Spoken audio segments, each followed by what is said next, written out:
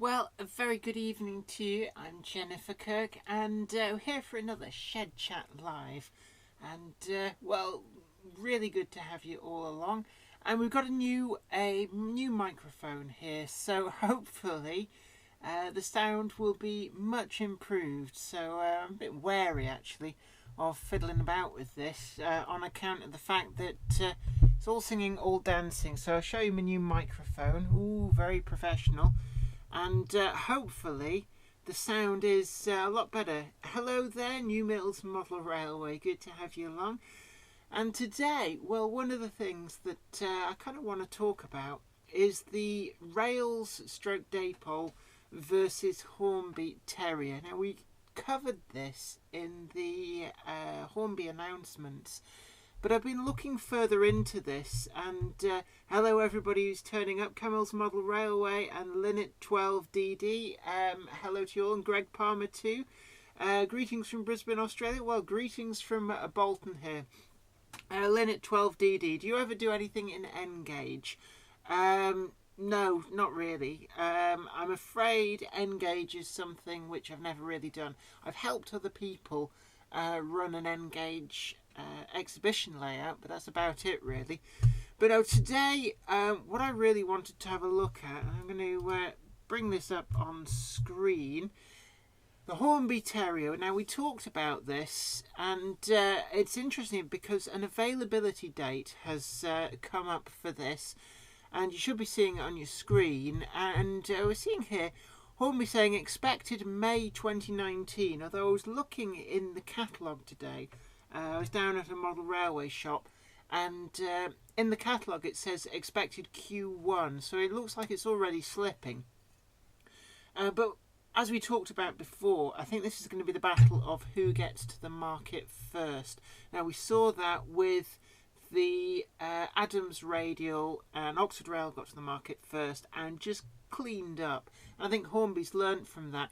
But I've been looking on the Rails of Sheffield website, and I'm just trying to see if they've got a listing for their Terrier. So I'm just looking down. I'm presuming it's somewhere in here. Not exactly the easiest of websites to navigate this, it must be said.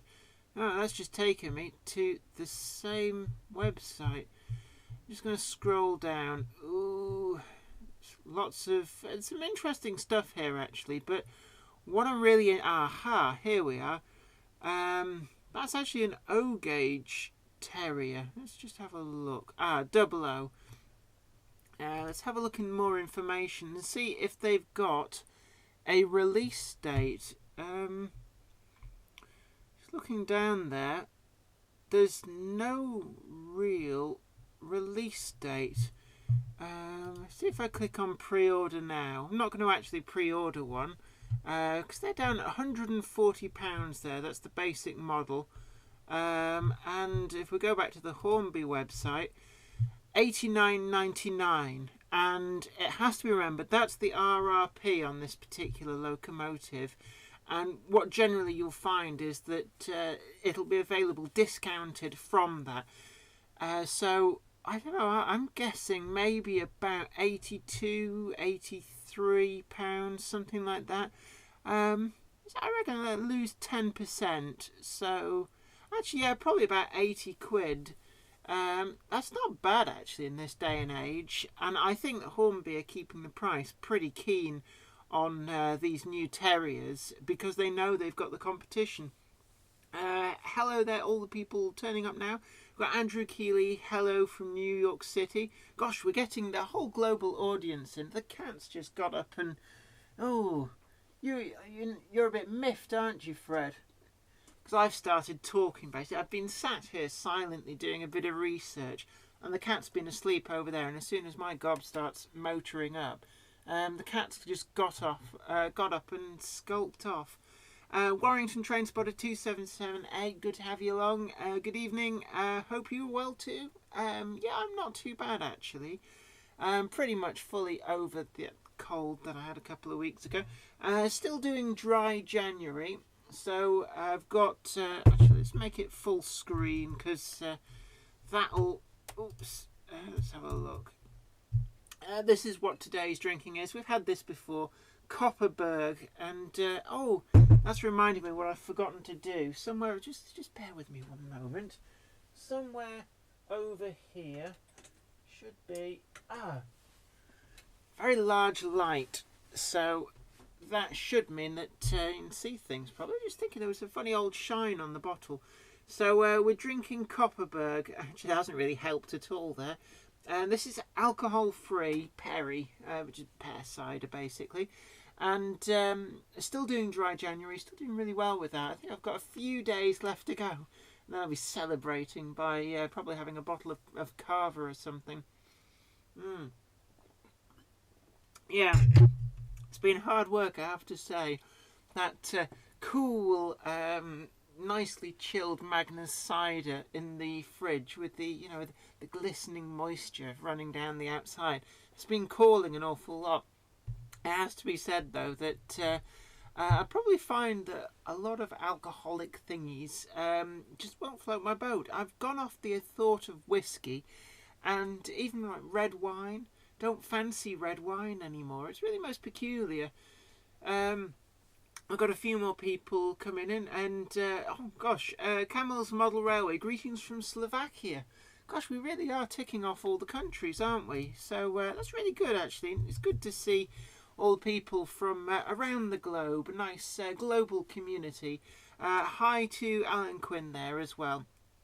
But really, to get back to the Battle of the Terriers, I don't know, what do you all think? Can the market actually sustain multiple manufacturers bringing this to the market? I've seen it said that if I go back to the I'm referring to it as the Rails stroke Dapol Terrier, and that's really just because essentially it's being made by Dapol, but sort of exclusively for Rails. I'm not even sure whether this is going to hit the main range at some later point. And the reason I say this is because we've seen that a lot with Bachmann models, with Model Zone. And in fact, actually, I meant to bring through from the other room a particular Model Zone exclusive from way back in the day, just to illustrate this, but I haven't, and I'm not going to get up to go and get it. But the 8-ton Bachmann cattle wagons, they did it as a box of 3 right back at the beginning, and it was a Model Zone exclusive. They got the first run of those, and then they subsequently passed into the main range. The same happened with the TPO, the Mark 1 horse box. They did that for TMC, and then it passed into the main range.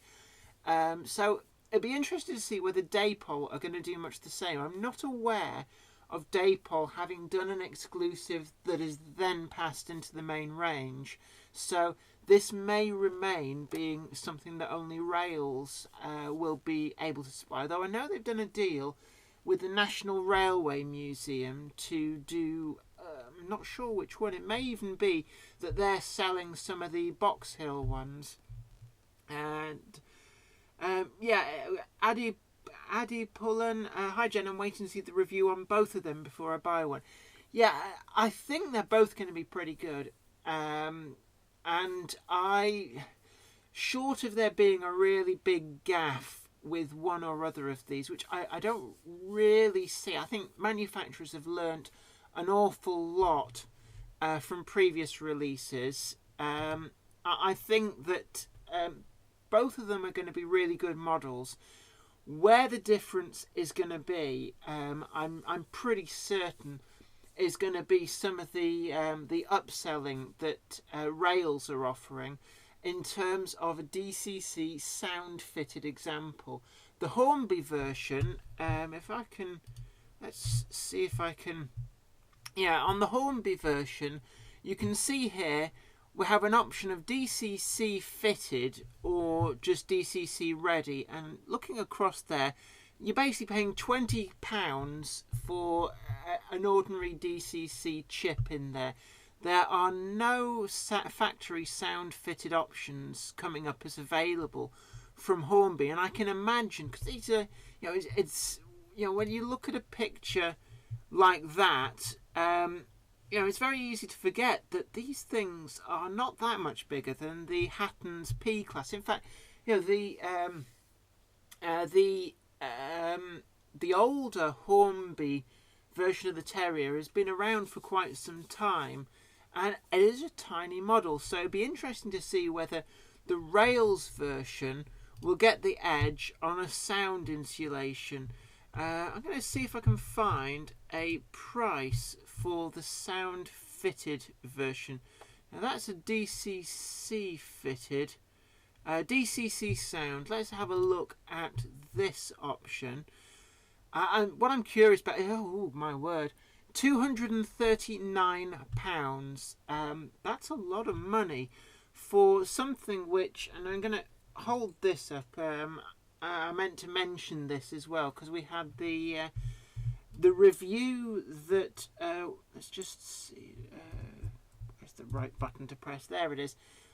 I did the review of this last week, and it turned out that I had a dud. And there was a few things actually that people pointed out from the review about lamp hooks on the back being missing on that example that I reviewed. Well, this is actually the replacement, and to address some of the things that came up in that review, this one does have the lamp bracket on the back, and the gap that somebody pointed out underneath the safety valve cover, I noticed that this one had the same gap as well, and I'm going to just wiggle that. I'm very wary of breaking this actually, but that safety valve cover is a separately applied piece, and when this came, I think it's something to do with the packaging, it knocked it backwards, so there was like a gap underneath. But if you push it down, you can feel it click into place, and then there's no gap. So in terms of a review on these, there's nothing to worry about. If you get one of these and there's a funny gap underneath your safety valve cover, just firmly press it down. It's not a problem. This particular one does work okay, so hopefully, fingers crossed, and I haven't had a chance to extensively run it in. I've got myself a keeper with that one. Let's have a look. The Deltic. Warrington Train Spotter 2778. Was that a picture of a Deltic on the rails of Sheffield? Is it a new version, and what's the RRP? Yeah, they're listing some Deltics. If we go back to the top here, and I just find, I think they look like, I'm not entirely sure. Let me just bring that up. They look like they might be an EP, sort of a test shot from the moulds, but saying that, there's a very strange shine on that. I don't know whether that's actually a CAD rendering. It's difficult to tell, but let's see if there's a price on these. £160 is the basic price. Manufactured by Acura Scale. There's not really a huge amount of information on these, but now the thing about the Deltic is that we've had a Bachmann model for an awfully long time actually. The Bachmann Class 55 goes right back to pretty much the early days of Bachmann branch line. It came out about the same time, as if I remember correctly, as the Class 25. In my view, it's not a bad model.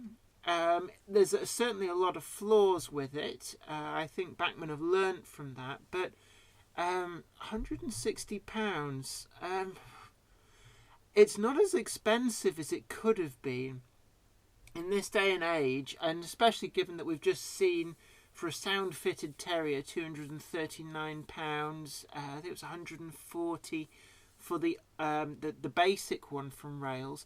It's probably not a bad price, but for anybody who's already got, say, Bachmann Deltics, is it, the deal breaker? I don't know.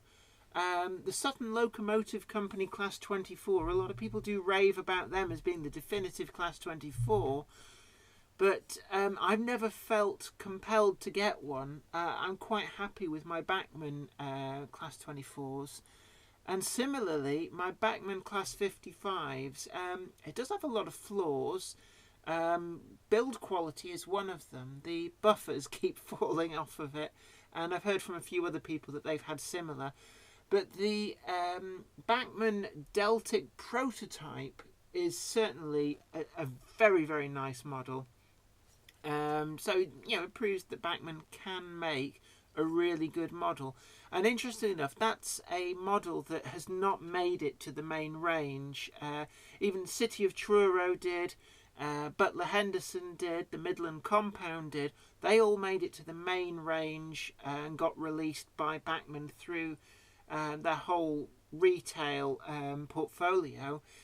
But the prototype Deltic has remained as a National Railway Museum exclusive and actually does quite well. They've done 3, 4, maybe even 5 different runs of it, which shows it does keep selling out.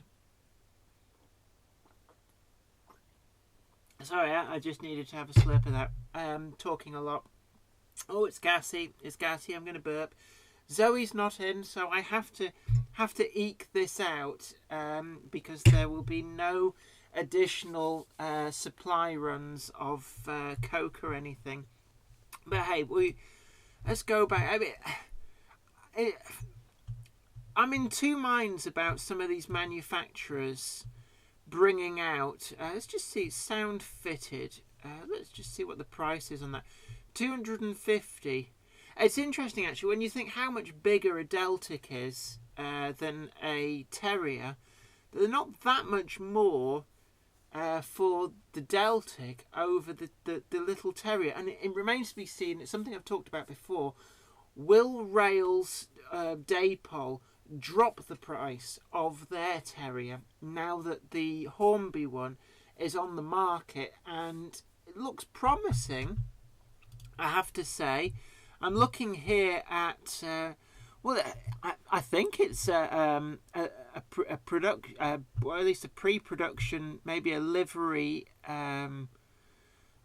sample model. Although I did hear from my friend Alex Croft, who's the editor of MRE Mag, and the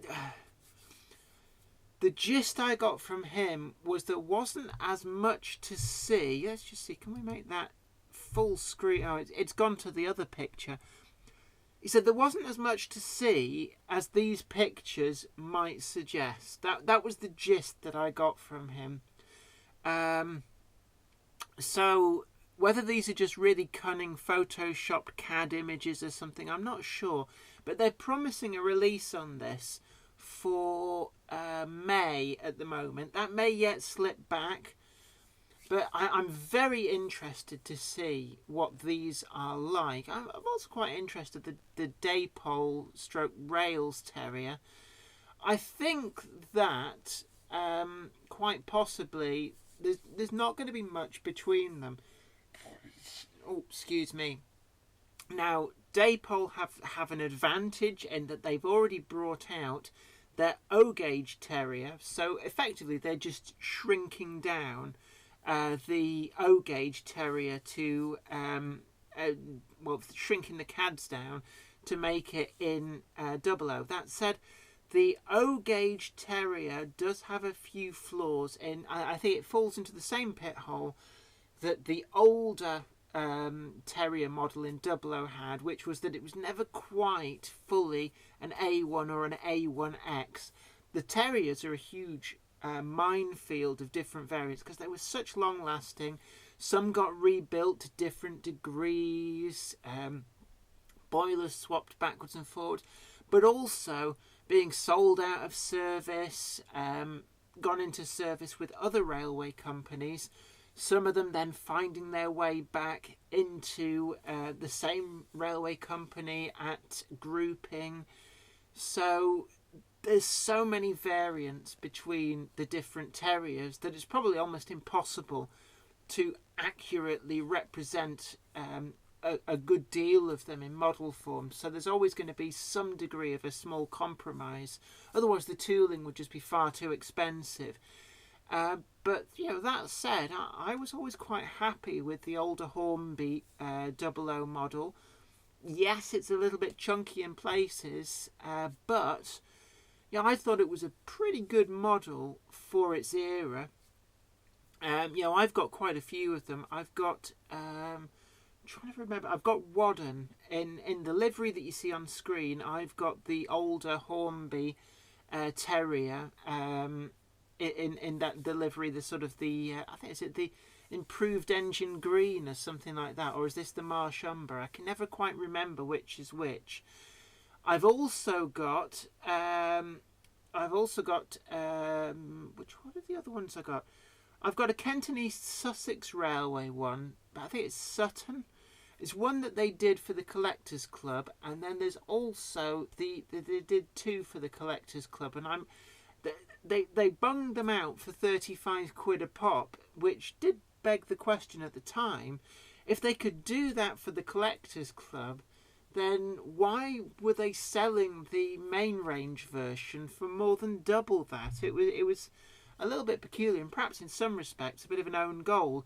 The other thing that they did, and there's quite a lot of controversy over this, was there was supposedly a Hornby Collectors Club exclusive, and then literally within a week of them being released, Rails of Sheffield were offering them for sale on general release, and it would appear that Hornby had just sold almost immediately a big chunk of these models to Rails. It was really a little bit peculiar, but it's a nice enough locomotive. I think whoever gets to the market first is going to clean up. Yes, there's going to be people who will hang on for one or the other, and I think that the DCC sound could be a deciding factor for the Rails one, but I'm not convinced that there's a large enough market for that if they come second to the market. Yes, Eddie Pullen, Sutton and Whitechapel, they were the Collectors Club exclusives, even though they then sold a bunch of them to Rails for resale. And GWR number 3, and at the grouping into the big four, there were at least 2, possibly 3 terriers that had made their way over to the Portishead area.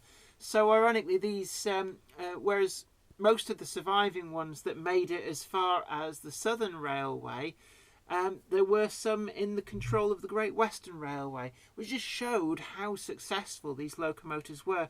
There were a good number that were sold to contractors as well. I believe that possibly one of these, maybe even more than one, were used by contractors on the building of the Great Central Railway back at the turn of the last century. By then they'd been sold out of service from the London, Brighton and South Coast Railway, and a number were picked up by contractors who would use them as a contractor's locomotive. There were a number that were exported to, I think it was Argentina as well, so they did get quite well travelled, although none of the examples that were sold overseas have survived as far as I'm aware. I'm just what's the cat up to? Fred? No, I'm sure I heard Fred up to naughtiness. She has this habit of trying to rip apart bits. If you leave paper on the side where she can get to it, she just rips it apart. It's most annoying. Especially as I have a phobia of very small pieces of paper. Ooh, don't like small pieces of paper. I don't know why. Funnily enough, if they're very neatly cut, not too bad with them. So I can build models. I can scratch build models where you've got to cut little bits of brick paper to make like the window sills and stuff. But if it's torn, ooh, don't like that. Right, anyway, yes. Meanwhile, back at the ranch, I think we live in interesting times, and certainly one of the things that is going to be a big decider on this, I think it goes back to like when we had the Oxford Rail versus Hornby head-to-head on the Adams Radial. Some of these models you know, like the one that you now see on screen, the South Eastern and Chatham Railway, both Dapol Stroke Rails and Hornby are doing this model in this livery. Now, there was only one locomotive passed into South Eastern and Chatham Railway ownership and got this livery. So there will be 2 models of a prototype of 1. 3 models if you include the older Hornby model of this locomotive, and that, now that it comes to my mind, is the other Terrier which I have in this livery, which I felt they did a little bit too light on the green. It didn't really match the Wainwright H class that Hornby later did, and it didn't match the Bachmann C class either. I think they got the green a little bit too light, so it'll be interesting to see just how well this model turns out. But annoyingly enough, as much as I like this livery, I already have a Hornby Terrier in this livery, so I'm not really in the market for replacing it anytime soon. But you know, how many people are going to be wanting this specific livery? I mean, you know, it is beautiful livery, but geographically this locomotive worked one line out in the middle of nowhere. I think this is another one that's duplicated. Rolvenden, which is the Kent and East Sussex Railway one. I don't know, how much of a market is there really going to be for all these Terriers? That said, I mean, how many did it say? I'm going to go back to, let me just try and get back to the Terrier. Where's it gone? Bloody bum bum bum bum.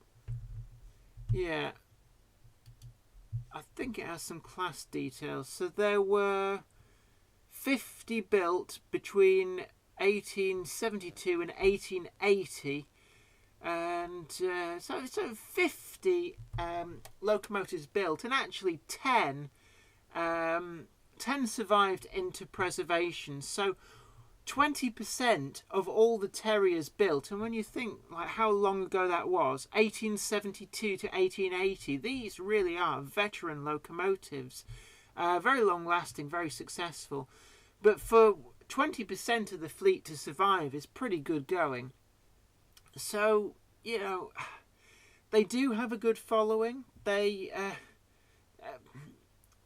think they're going to sell okay. It's more so than the Adams Radial, where there's only one survivor of that, and actually it was 3 locomotives were long-term survivors and got as far as BR ownership, but most of that class were withdrawn and scrapped, certainly by the early 1930s.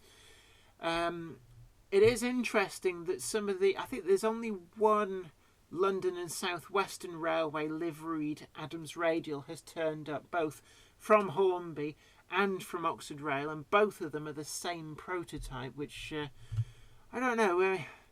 The Adams Radial was probably a lot more of a niche locomotive, but even so, it remains to be seen. Time will tell how well these do. But yeah, it's a nice blue, and I must admit I'm a bit of a sucker for blue locomotives myself as well. Let's have a look. Let's have a Warrington Train Spotter 2778. Are Hornby ever late with their items, like release date May 2019 that will be out in July? Yeah, they do sometimes slip, but I think with the Terrier, currently there'll be a Chinese factory pulling out all the stops on this. Hornby, if Hornby are sensible, and I think they are, because their new head honcho at Hornby, he's not a bean counter, he's not an accountant like Nat, what's his name was. He's actually somebody who has a genuine interest in the hobby itself. He's a hobbyist, and I think that brings a good, important viewpoint to a company that's making these sort of things, because they're the sort of people who can tell Hornby, look, when you make, say, a whole bunch of coaches, don't make 1,000 BSOs, 1,000 SOs, 1,000 FOs, 1,000 restaurant cars, because you're going to end up with primarily an awful lot of unsold BSOs. A bean counter would just look, oh, we'll have 1,000 of them, 1,000 of them, 1,000 of them, 1,000 of them. But actually, somebody who has an interest in the hobby would say, actually, you're probably going to sell on a 4-to-1 or even a 5-to-1 basis, 5 second opens to every 1 BSO. And you probably, maybe 2 first opens and 1 restaurant car.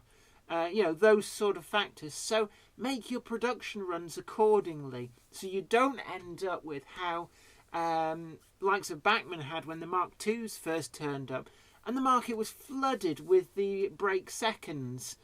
But the second opens, the TSOs, things like that, had just all sold out, because the people deciding the production slots, it never occurred to them that actually the break coaches, you don't sell as many as the other ones, and once the TSOs or the SOs have sold out, you then hurt the market for selling the rest of the brakes, because who's going to buy a brake coach with nothing else to run with it? And I think that the new guy in charge at Hornby, he has the experience of the hobby to know subtle things like that, and I think it's a good sign that they will get these things right. And I think he will know that the Terriers need to be the first to the market. And I think that Hornby knows from their experience of, I know I keep bringing it up, the Adams Radial, that it doesn't matter if you've got the better product. If you were second to the market, and in that instance it was about 6 or 8 months behind the Oxford Rail one, that there's no demand left when you get to the market, and it really hurts your sales. And the last thing that Hornby, as much as anybody, wants at the moment is to have a model that doesn't sell. So I think there's a lot of potential in that Terrier. Andrew Keeley, wish they'd do box sets of passenger cars. Now, they have done in the past. They used to do, I don't know whether I haven't seen them for a while, but certainly when they do train packs. Now, I did a review on I think it's the Northumberland train pack. It was the Hornby Super Detail A4 with 3 blood and custard liveried Gresley teak coaches. Now, back when that was new, Hornby also used to do an expansion pack, and they did one for that, which was an additional pack, and all it had in it was 3 extra coaches. And the idea was, you bought your train pack with your locomotive and your 3 coaches, and then you could buy this extra pack of just 3 coaches to go with that original set to make your train of 6. And from memory, the actual train pack included, you got another brake coach, you got another third coach, and I'm trying to remember which, because the original train pack, you got the brake coach, you got a composite coach, and you got a restaurant car. So I think the extra train pack gave you a different running numbered brake coach to go on the other end. And I think it may have given you an all third and an all first, maybe something like that. So they certainly did do them, and I think they did them for all the train packs they introduced. I've not seen them for a long time, but certainly it has been done in the past. Let's just have a look down. Let's have a look. Angus's train. Hi Jenny, back to school today. Oh gosh, so I presume you've been doing half term, something like that. I don't know how the school holidays work in Australia, but yeah, first day back at school. Remember it well from far too many years ago, but it's not too bad. T-Bone, do you prefer single or double blast pipe A4s? I can't say I've got a preference actually, going back to my very, very first model railway, I had Silver King in BR green, early crest, with I think it was that had a single exhaust. And then later on, I managed to get a Golden Fleece, again Hornby 00, and Mallard, and both of those had the double blast pipes.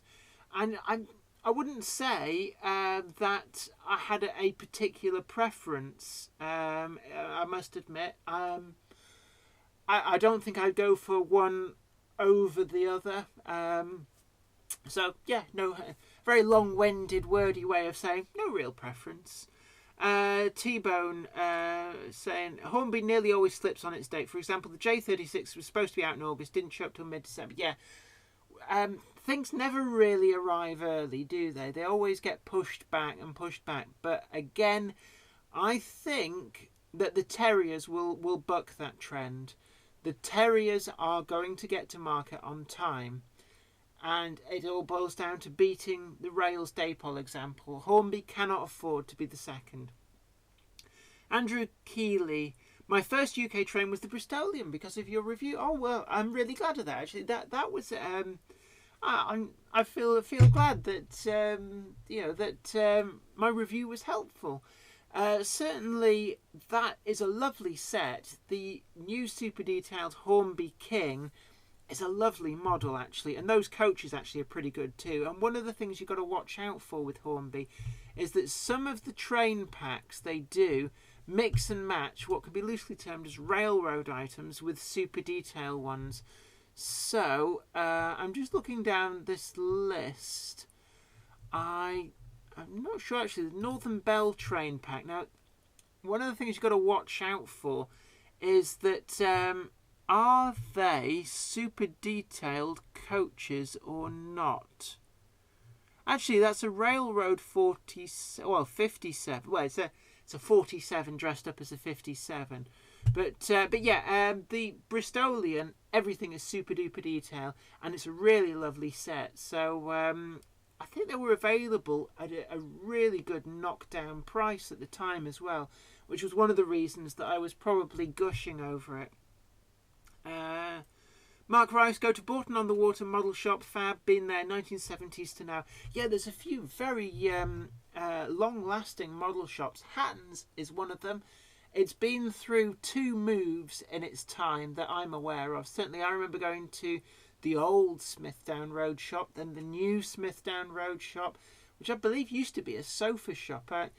It's one of those things, we'd have driven past it every time to get to 180 Smithdown Road, and I can't for the life of me think what it was, but I was told by the Backman rep that it was an old sofa shop, but and now they're in Widnes on an industrial park. It just shows how big they've got.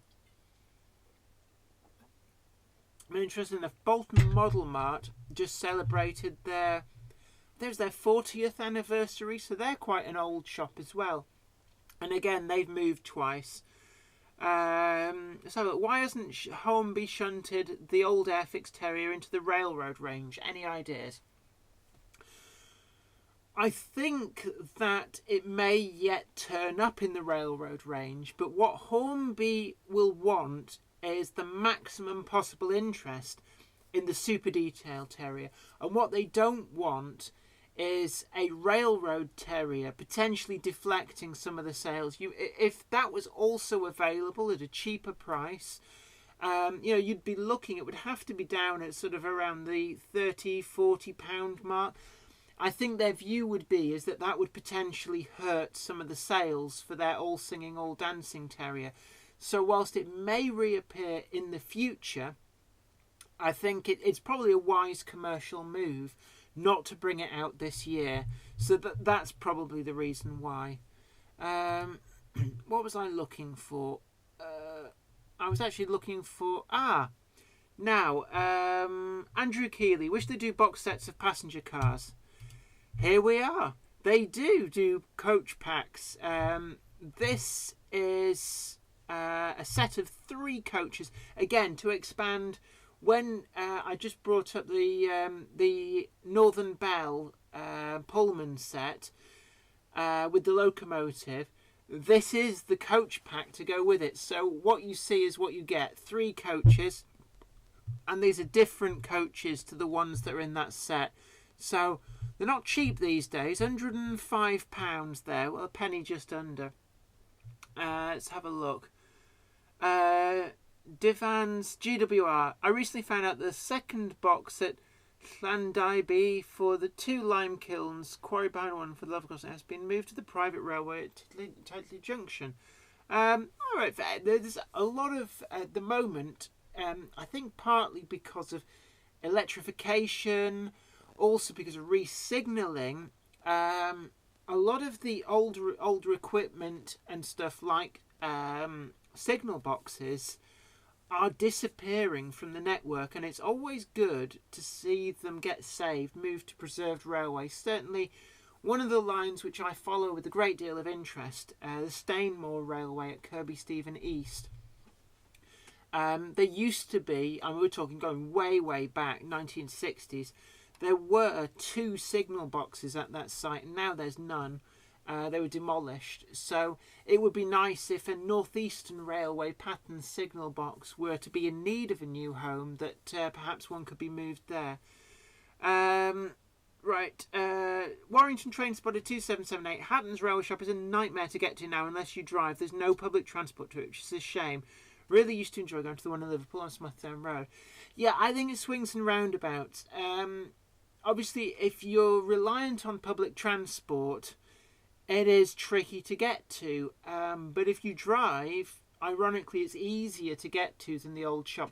And one of the big problems for anybody arriving by car to the old shops was parking. It was a nightmare to park anywhere around either of those shops. And the new shop does have dedicated parking. It's just off the bottom of the M57. It's I can't remember its road designation. If you come off the M62 at Wiston and head south on what would have been the M57 if they hadn't built it on the cheap, when you get to the next roundabout, Hatton's is on the industrial estate that is just go straight over that roundabout. It's dead easy to find, but I'm not aware of any public transport that actually gets you there, which is difficult. T-Bone, sorry to keep bothering you. Oh, don't worry about it. Why do you think Hornby's going to do another mid-year announcement like 2018 that frankly turned out to be a bit naff? I'm not sure. They might be holding something back, perhaps, but I suspect what you will find is that the item which would have been a mid-year announcement has already been announced, and it's the Terriers. And the Terriers have been announced early because of the Dapol rails thing, and they're going to be bumped up the queue. They're going to really push them to get them ready in time. So I think what you'll find is that there probably isn't a big ticket mid-season announcement, but there might be an announcement on, for example, reliveries. So if we go to, I'm trying to think, have I seen it now? Actually, it's probably easier to go to the shop and go to locomotives, steam locomotives. There may be a mid-season announcement, possibly for another livery for the B2 Peckett. I'm just scrolling down the list here. B2 Peckett, where are you? And I think, like with the W4, they did the initial 3, and it's interesting to see actually here. And now that is very interesting. Sorry, we're getting sidetracked a bit here, but this is the old Terrier moulding. So just bring this up, and they've still got it in stock in the let's have a look, Western, Cleveland and Portishead Railway, I believe that is. These are the locomotives that then passed into GWR ownership. £85.99. Now that is very peculiar. you would have thought that the price on that would drop like a stone now that the new Terrier has been announced, if only to get it out the door. Although, if they flood the market with leftover stock of these, would it then hurt the actual market for the new one? I don't know. But you look at that there, and yeah, it does actually look different. I'm looking at that, and there's just something not quite right about it after you've been looking at that picture of the new Terrier. Let's have a look. Devans GWR, this box was moved decades ago and it's on the heart of Wales, so no modification to the track apart from removals. The track is still BR wooden sleepers and chairs sinking into the sleepers. Yeah, they do that. Greg Palmer, to get to the Old Hattons as a tourist train to Lime Street, left luggage, bus to the shelter in the roundabout. It was a great thing. Can't see me visiting their current shop ever. Now, I think that it's not technically that far from Widnes. Is there a station in Widnes? Now that's a good question actually. Let's have a look, shall we? Let's go and look for Hattons. I'm just looking out the window. It started snowing here. Not heavily. I could just see it kind of drifting lazily in the air. So let's have a look for Widnes. Go to satellite because I hate looking at these chunky maps. Now, M62, M57, down to the bottom, and how do we zoom in? Well, I know we click the zoomy button, but Hattons is, oh, there it is. It's actually it's got a link there. Hattons Model Railways. Is there a station still in existence anywhere along here? Is this a station? I don't know whether is that. There appears to be. No, that's a disused station by the looks of it. Ditton? I don't think that station's open, which is, you could argue, is annoying because that would be really convenient for Hattons. Is there a station along here? I'm just trying to find some way of you getting there on public transport. Where actually is the station? I don't see any stations, you know. Yeah, cause, there's Runcorn. So right, so it will show the stations. There's what's left of a station fairly close by, but that's not open anymore. Now that's a bit of a bummer. Warrington Transporter 2778. The nearest station to Hattons is Hoff Green. Then you have to get a taxi to it. Yeah. I'm not even sure where Hoff Green is. There seems to be a real lack of stations. There's no lack of railway lines, it has to be said, but gosh, I don't know how people in these areas use public transport, because it would appear they are not extended the convenience of a railway station. Yeah, I think, Greg, you're absolutely right. If it was accessible by public transport, yeah, Hattons would have been the first to alert you to that. That is quite nice, actually. I don't think I'll be keeping going on into dry February, but certainly I'm not done too bad. I've got through that. Right. T-Bone, on a different topic, do you have any 009 ambitions? Bachmann has a Baldwin in Southern Green as a fake 5th Linton and Barnstable locomotive.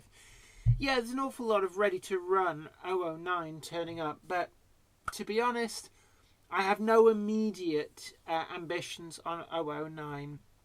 I can remember a long, long time ago being quite taken with the little railways of North Wales, things like the Festiniog, the Llanberis, Talyllyn, things like that. And I was for a while fascinated by them. But I don't see myself modelling anything like that anytime soon. Angus's trains. Jenny, when I said about Rod 2018, I meant 2004. I know that Rod 2018 is one of the preserved Australian examples, or at least... Oh, I've just found out how to zoom Google Maps. Or at least is one of them. Let me try and... I'm going to just try Google on... let's have a look. 1918. Oh, I hate this mouse. It's stopped working. Where's my mouse pointer? Oh, no, we're back. Right, images. Because that's... that'll be photoshopped. Yeah, I think that's... Yeah, branch line Europe. This is the model that they've announced, but I have a feeling that that is photoshopped, the number. And I did wonder at the time the significance of 1918, of course, the end of the First World War. Angus's trains won't be able to stay long because of school. Completely understand. It is a school night. So there'll be a few people as well.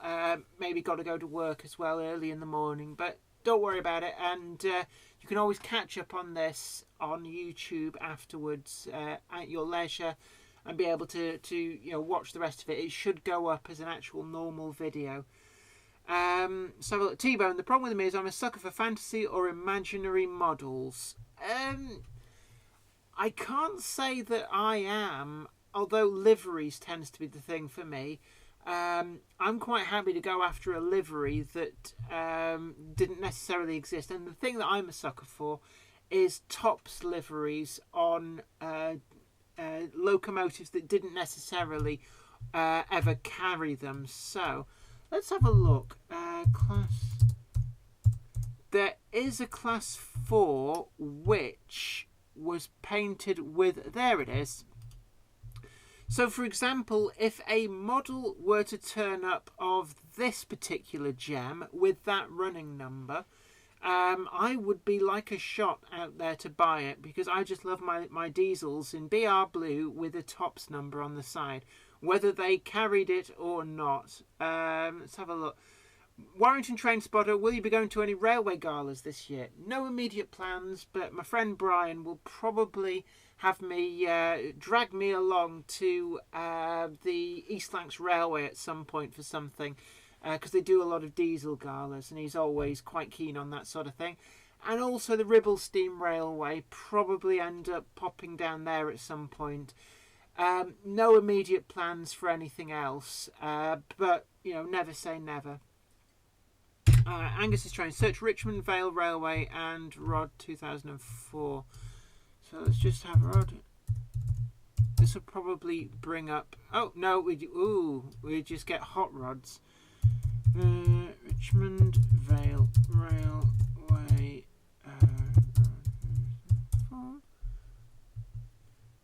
That's the same picture, isn't it? So Bachman had photoshopped the number on this picture, this locomotive. So yeah, let's just see. Yeah, Rod 2004. You're absolutely right, Angus. I was being thrown by the image that's clearly photoshopped. That's on Bachman's website. It's a fine looking machine, I have to say. I do like these Robinson 8Ks.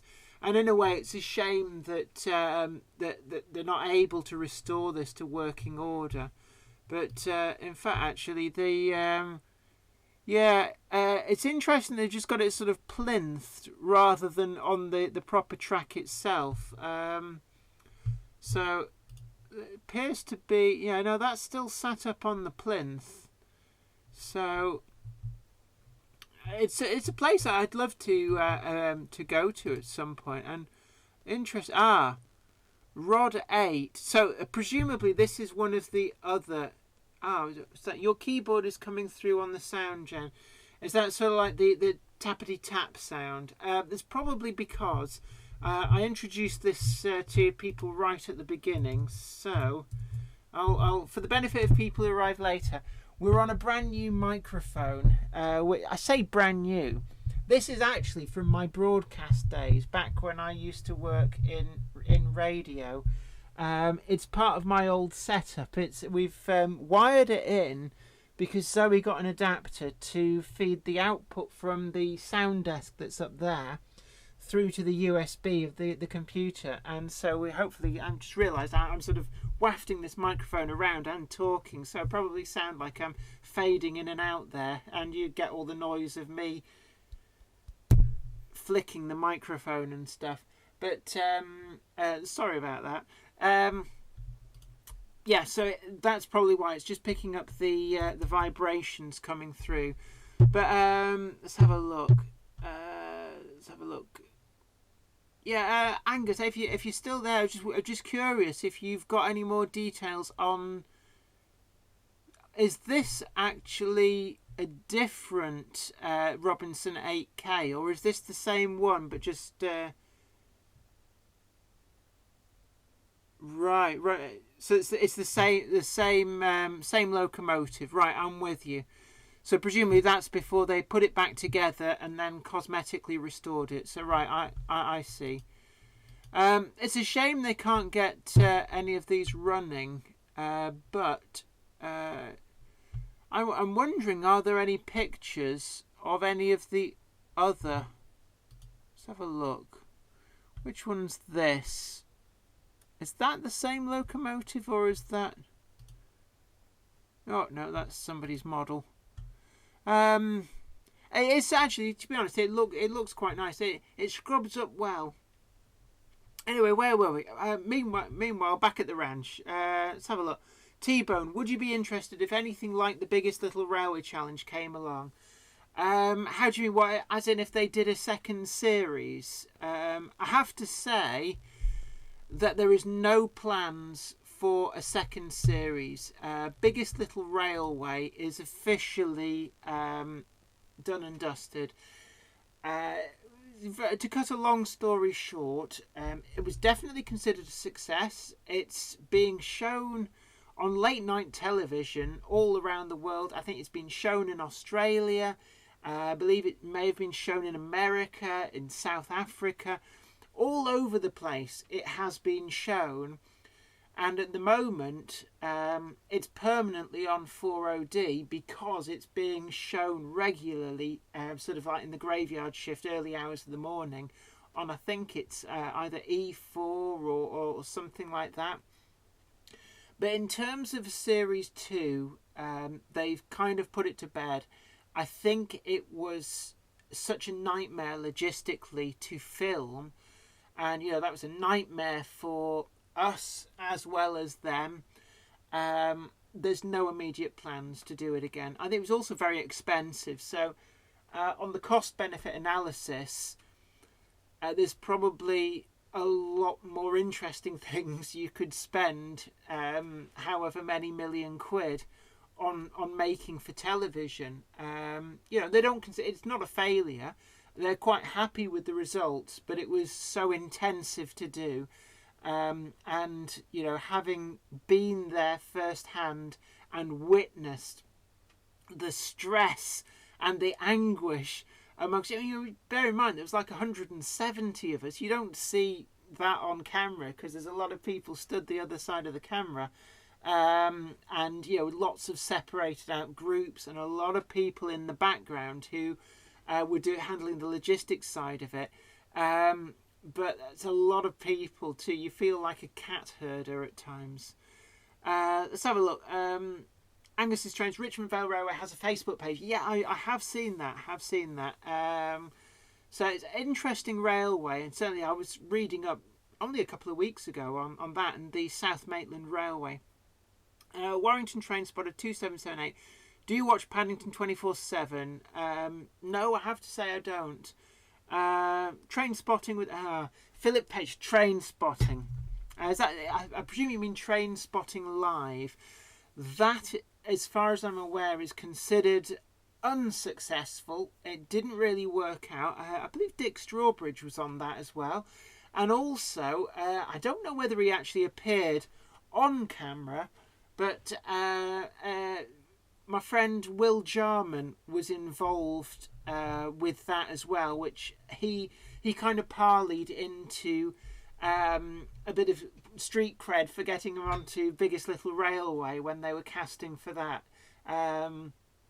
But there's not going to be a second series, the best known, unless they have a radical change of mind.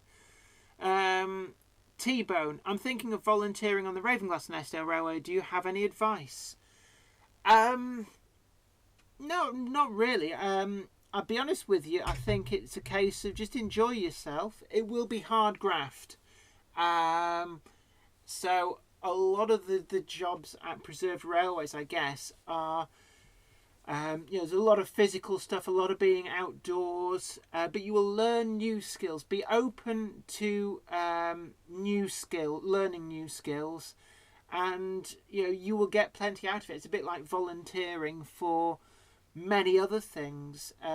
You can get a lot out of that, be it volunteering at a preservation group, or even I volunteered for I was staff at the Sea Cadets for a number of years, having many moons ago actually been a Sea Cadet myself. So and it's good fun. It really is good fun. So I heartily recommend volunteering for all manner of things. See you later, Angus Trains. You take care. Have yourself a great day, and we'll catch you here later. But yeah, to go back to volunteering, I think you will get a lot out of it. It's well worth doing. Don't go there with any preconceptions, and just enjoy yourself. Right. Interesting enough. Meanwhile, back at the ranch, the terrier that I've got on screen here. This is the Rails Limited Edition. And one of the things I've just noticed, if you can see where my mouse pointer is moving, that line there, that suggests to me that the terrier is going to have the same little niggly issue as the Dapol O-gauge. Wait a minute. Yeah, that is 00. Yeah, they've all got it the same there. And yeah, that's got it as well. Now, in the Dapol O-gauge terrier, it has a separately fitted chimney, and actually there is a noticeable join. But if I go back to Hornby, we'll ditch that one because let's just go to new for 2019, because I think they come up fairly quickly. There didn't appear to be a seam on the funnel, and that may be a clincher for a lot of people. Oh, excuse me, gas in the alcohol-free stuff. Let's bring this up. Gosh, chuggy chug chug chug. Yeah, I can't see a joint. Now, there's interesting. If you look there, let's go click to expand. If you look there, there is no visible join on the funnel. That could be a deal clincher, actually, because it is, I have to say, on the O-gauge Dapol Terrier, the eye is drawn to it. It has to be said, it's a great model in my opinion, but you can see that join. If the Hornby model comes out, and there's lots of ifs, buts and maybes, lots of caveats as politicians latched onto that obscure word which nobody had really heard of before, and then suddenly all politicians were using it to be hip and down with the kids. Where was I? Oh yes, there's going off at a tangent. It appears that Dapol are using the same method of construction in 00 as they did in O-gauge. But see, the caveat is, these may not be real models. This might actually be very clever photoshopping and CAD renderings, or may not. I mean, it does look good, but it'll be interesting to see whether the Hornby one has that join. Let's have a look. let's have a look. Devan's GWO. Jenny, would you be interested in a book about my village, Llandybi, which includes images of the station, Pentra, oh god, Pentra Gwenlais, Pentra Gunlais. I'm afraid I am butchering the Welsh pronunciation. Certainly, if you have an ebook copy, I'll certainly be interested to take a look. In terms of hard copy, I am stacked out with books, but it's interesting that you bring up books, which means that I can seamlessly meld into a little plug for my books. Just thought I'd mention this because I got my hands wrapped for never mentioning it much before. But my books are still available.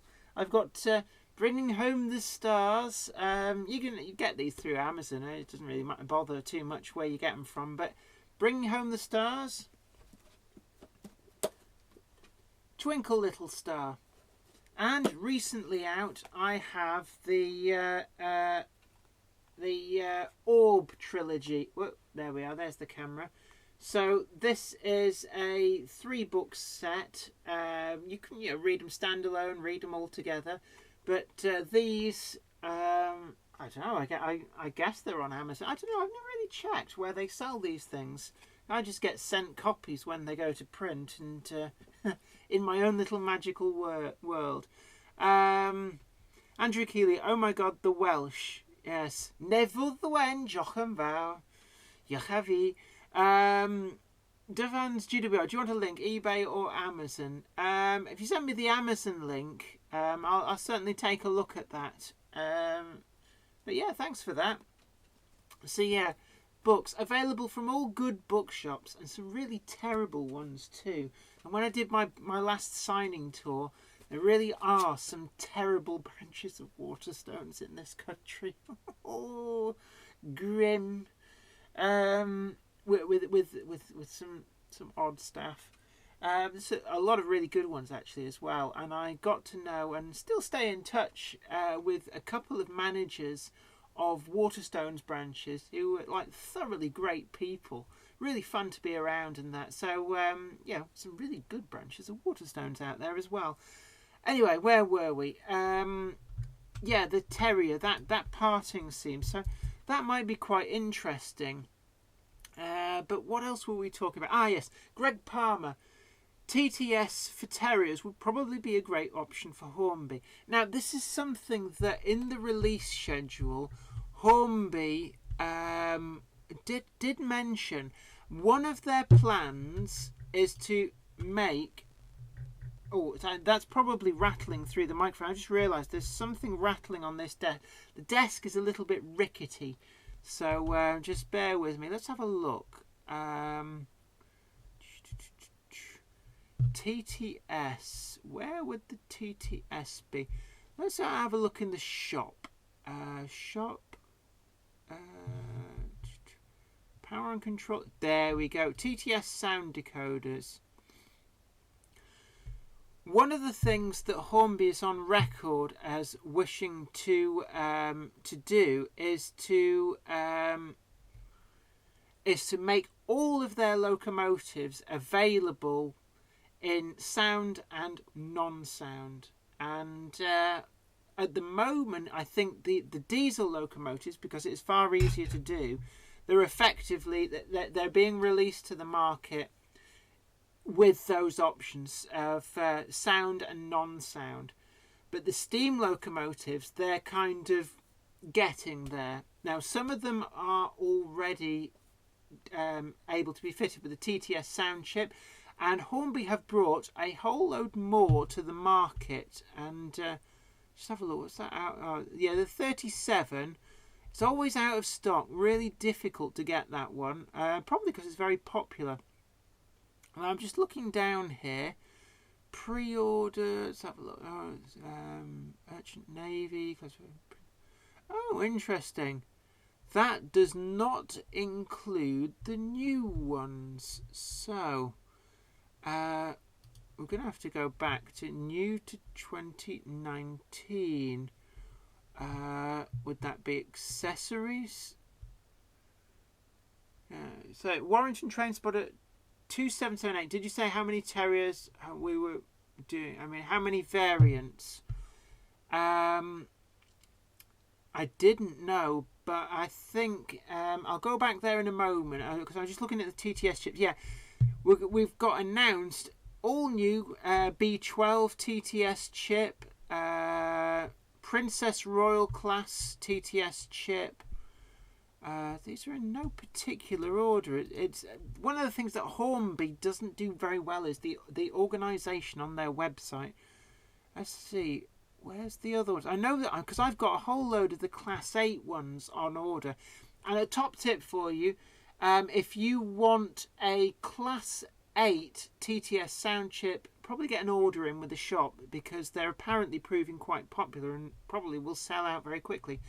They're also doing the other variant of the Class 43, the HST. They're doing the Paxman Valenta diesel sound. So let's have a look. So Class P2 is finally getting a TTS chip. Q6 class, which is interesting because I have already sound fitted my Q6 from Hornby, and it's got a TTS chip in it, but the TTS chip that's in it, I believe from memory, I think I put in the 9F sound chip because at the time I couldn't get a Q6 sound chip, and I thought, well, heavy freight locomotive, stick that in. But when I opened it up, it was interesting that in the tender, it was designed to take a TTS chip. The actual assembly to take the speaker was there. And at the time I thought, they've got plans here. So that wasn't actually a surprise to me, it has to be said. Class 8, there we go. And looking down here, are there any others? Oh yeah, there's a Class 50 announced that should come up in this list eventually. You would have thought that they would have grouped them all together. Oh, J36, they'd already announced that. That's not a surprise. It's the first time it's been offered separately. And again, actually, the Class 8 one's not a surprise because they have had the DB Schenker Class 8 pre-fitted with TTS sound. So we knew that that was coming. And we're still waiting for the North British J36. I've got it on order. It's the reason I haven't done a box opening and review. I know other channels have got in there first and done the BR one. But actually, I thought, I'm only buying one of these because I'm not made of money. So I opted for the North British one. And as it happens, we're waiting for that. But a review of that will come in due course. Merchant Navy they're doing the rebuilt one. So the difference in these between the spam can and the rebuilt Merchant Navy is that the spam can, so the one with the air smoothing case and the bulliard one, that had a chain drive for the timing, which apparently makes a distinctive noise. Whereas the rebuilt Merchant Navies have the Welshart's valve gear on the side. The chain in an oil bath was apparently a little bit unreliable, tended to wear. So it's one of the reasons that it got changed out. There's a Britannia class as well. I haven't seen the Class 50 in this list. I may have scrolled by it, but let's have a look. Oh, come here, you. Don't want to change the currency. New for 2019. Let's go and have a look again. We're looking at the different liveries for the Terrier. Now, is this doing anything? Yeah, there we go. Right. Your choices are Stepney, Rolvenden, the SECR, so that's like Stepney, Rolvenden, SECR. There's a Southern Green one as 2662, so that's not the Isle of Wight version. Let's see now, we've got a BR Terrier there as 32636. So that's 5 different versions, 326. Also, where's is that? Oh, so that's the late crest version. Early crest version we got as 32655, so that's 6. Just scrolling down, so we've got 6 different versions of the Terrier so far.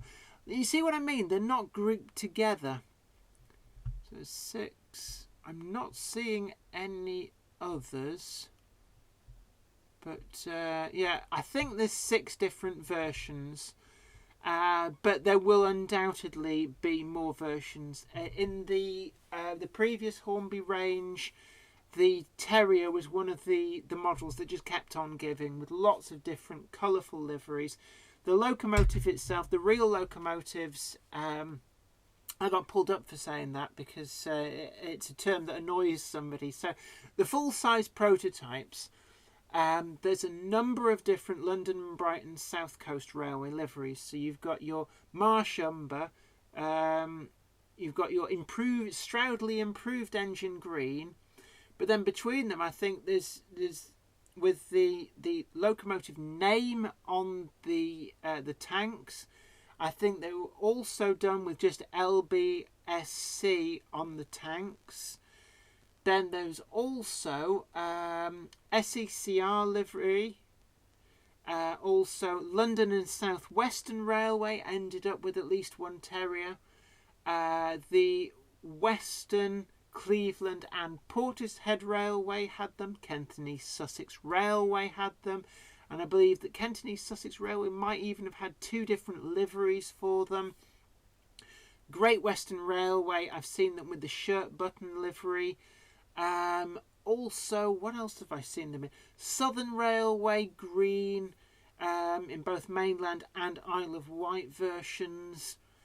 BR early crest and late crest, but then you've also got, I think that the preserved examples may have at some point been painted in plain black. Certainly some of the P class were.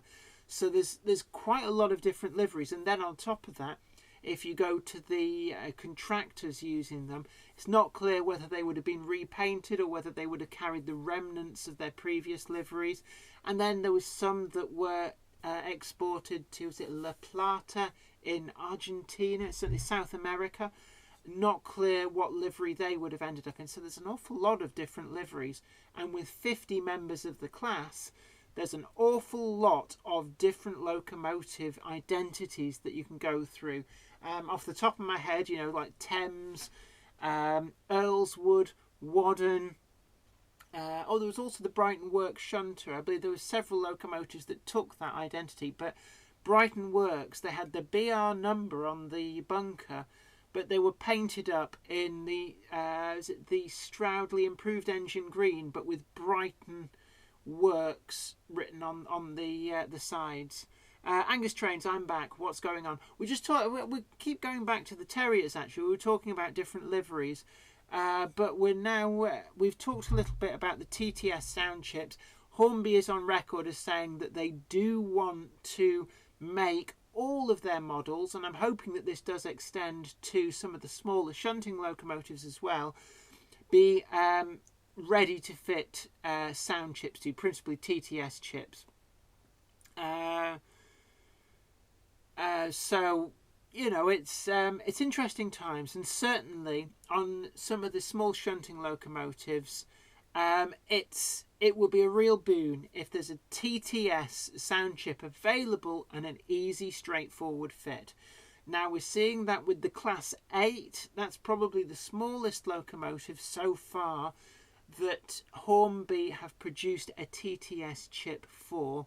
So that bodes well, because you know there's not a lot of space inside those. So if it's an easy fit, and actually the Hornby Class 8 is quite easy to get the top off to get access to the insides, then if that's an easy fit, then hopefully there'll be. I'm hoping actually that some of things like the Peckett B2 is being tooled from the outset to take a TTS type chip. They may need to actually, if almost certainly, will need to introduce a different speaker, and it'd be interesting to see what speaker they provide with the Class 8 TTS sound chip, because that is a tight fit. I've had a look inside the Hornby Class 8s, and there's not a lot of room. You could not fit into them that horrible big round speaker that they've been providing with most of the TTS chips, or indeed even the large rectangular speaker that comes with the Class 20 TTS sound chip. So what I would hope is that they will produce a sugar cube type speaker to better enable a TTS sound fitting of things like the Peckett W4. And hopefully, it'd be interesting actually when it does arrive. I will take it apart and have a look inside. I won't be the only one doing that, to see whether it has been pre-fitted with TTS sound in mind, because that would be quite interesting. Let's have a look.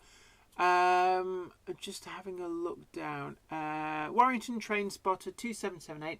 In your opinion, whose is the better model, Hornby version or Bachmann version of the Tornado steam loco?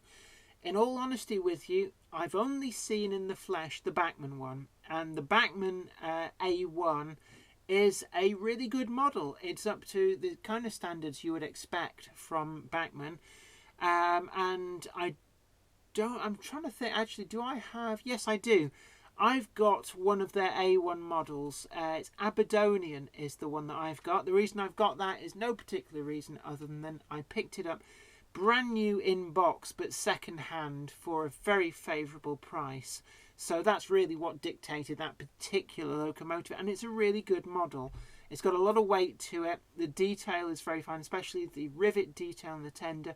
I think I might even have done a box opening and review on that. So if you do a search for Aberdonian is the actual identity of that particular model, then you might be able to see more information on that. But the Hornby model, I've just not seen it in the flesh. It seems to be more unusual to come by it, but there's no reason to believe that it's not great.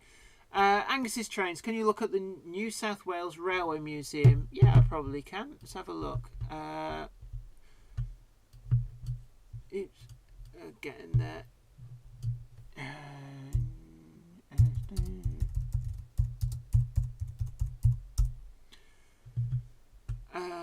New South Wales Railway Museum. Oh gosh, that's. I presume that's. I don't recognise the class of locomotive, but it's certainly a locomotive dressed up to look like Thomas the Tank Engine. It's quite interesting to see the knuckle coupling on the front. What's that? Again, that's a different locomotive again. But it's no different to here in the UK. Yeah, I think that's it from a different angle. Oh, thanks for the link, Devens GWR. I'll take a look at that later on.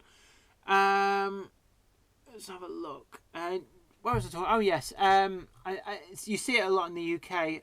Hunslet Austerities are one of the favourites for dressing up as Thomas the Tank Engine. Gosh, that's a very blur. Oh no, there we are. It's just resolved. It reminds me a little bit of Shildon, the Railway Museum outpost. In fact, yes, very reminiscent of the Shildon Railway Museum. 18 class steam train, 1803 is Thomas. Right, yeah, that makes sense. But yeah, no, I'm looking in there, and it looks a lot like Shildon Railway Museum. Let's have a look. That looks like a turntable. Is that on a turntable, or is that? I suspect that it's just landscape to look like a turntable. So that gentleman there looks like his outfit's just a little bit on the too big side for him. But yeah, these pictures seem to be very heavy on the Thomas the Tank Engine. But is that a Mallet or it's a Garrett? Yeah, that is an impressive locomotive. So I'm just looking. It reminds me a lot of the South African Railways Garretts. Huge things, very impressive. So Dundee Road, evening to you. Nice to see you. How are you doing? Dundee Road, of course, everybody will remember from being one of the other participants in Biggest Little Railway. Gosh, we're still dining out on that, aren't we? Anyway, yes. Let's have a look. Angus Australia, no, it's an MP Theatre. Garrett. Right, yes, no problem. Warrington Train Spotter 2778, have you ever been to York Railway Museum? Yeah, I think I said on a previous live stream, York Railway Museum, my grandmother used to, because my grandmother used to live in Cottingham in Hull. One of the go-to places when I used to, many years ago, stay with her. Sadly, she's passed away now, but many years ago, I used to stay with her. She used to always take me to the York Railway Museum, and I can't be more than like 9-10 years old. I used to love it. And the other one was the Old Army Museum at Beverley. I think it's all shut down now. And I used to love going there as well. She always used to the other place as well. We used to go to the Holderness coastline. And I always used to marvel at how much of it had disappeared each time we went back, because it's eroding very fast. Dundee Road, yes, all good here. Hope you're well. Yeah, not too bad actually. Trying to think what we're up to here. Garden Railway's all done and dusted. Just need to ballast it. It's freezing cold, and I've run out of coal, which means I can't light the fire downstairs because I've got nothing to burn on it. So I was going to go to get some coal earlier on today, but time got away from me. I got chatting with somebody about Hornby's new releases, actually, funnily enough, a model shop owner down in Bolton Model Mart. And then I had I was supposed to be doing a Skype call with somebody who, that they're either in Paris or Haifa in near Tel Aviv, but they didn't actually ring me in the end. I think they got waylaid. So I ended up sitting around twiddling my thumbs, but I couldn't go out to get the coal because he couldn't call me when I was away from the Wi-Fi, because it would have wiped out the data on my phone in no time at all, if that makes sense. Right. Got there in the end. Warrington Train Spotter 2778, get some central heating put on, it's the future. Yeah, I've got central heating. It's just that the thermostat's downstairs and I'm up here. But what I do have is, just bear with me a moment, just admire that lovely picture of the garret whilst I try and turn some localised heating on.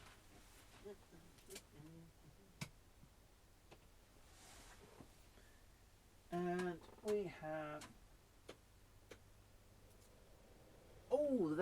that's nice. I can see why Zoe sits in here hotboxing with a fan heater.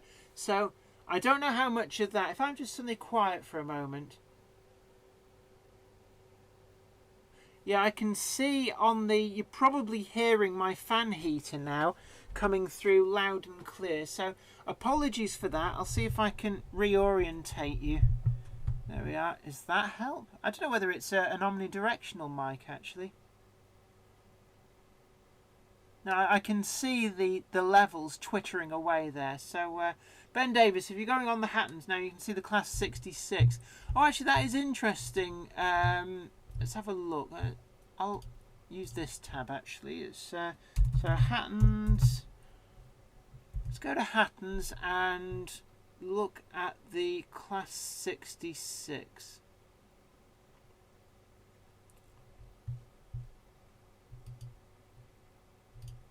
Actually, I will not use their search item, for it is a silly thing and never actually gets you what you're searching for. I think limited editions get straight on it. Duhan's GWR. I'm working on the NRM logo. Taft Fail number 28, and Wednesday we'll find out if we do a full overhaul on her. She's the last surviving Welsh-built standard gauge steam loco. Oh well, fingers crossed for that. Let's have a look. Class 66s. Where are you? 66.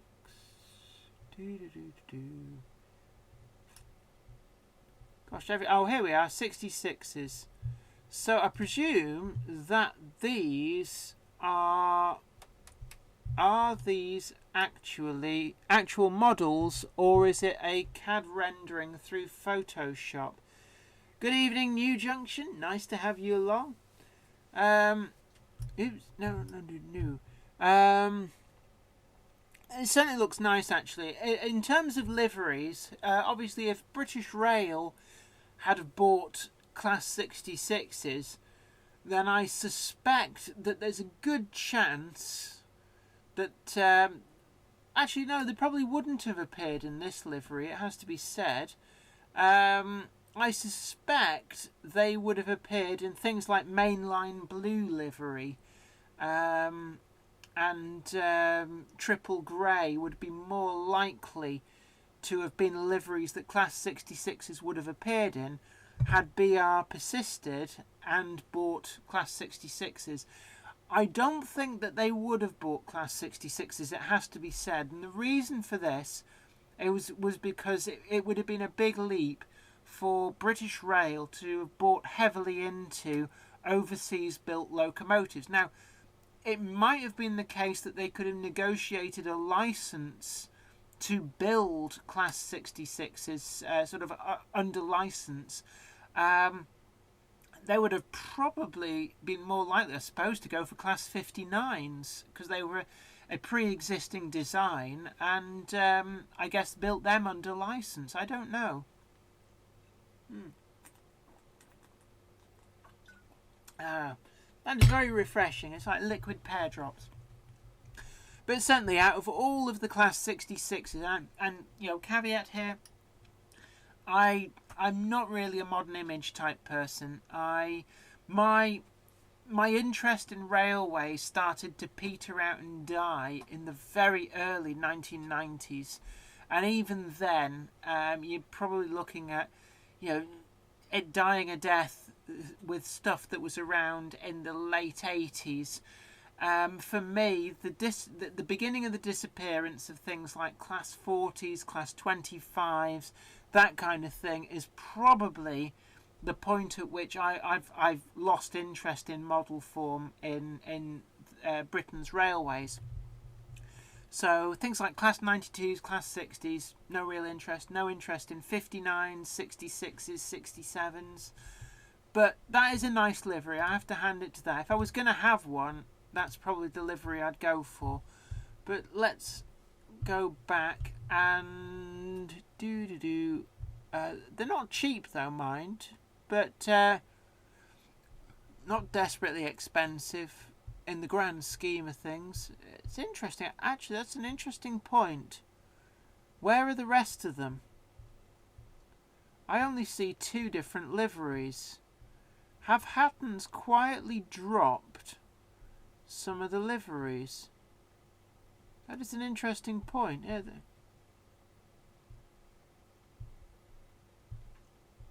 Just looking back up.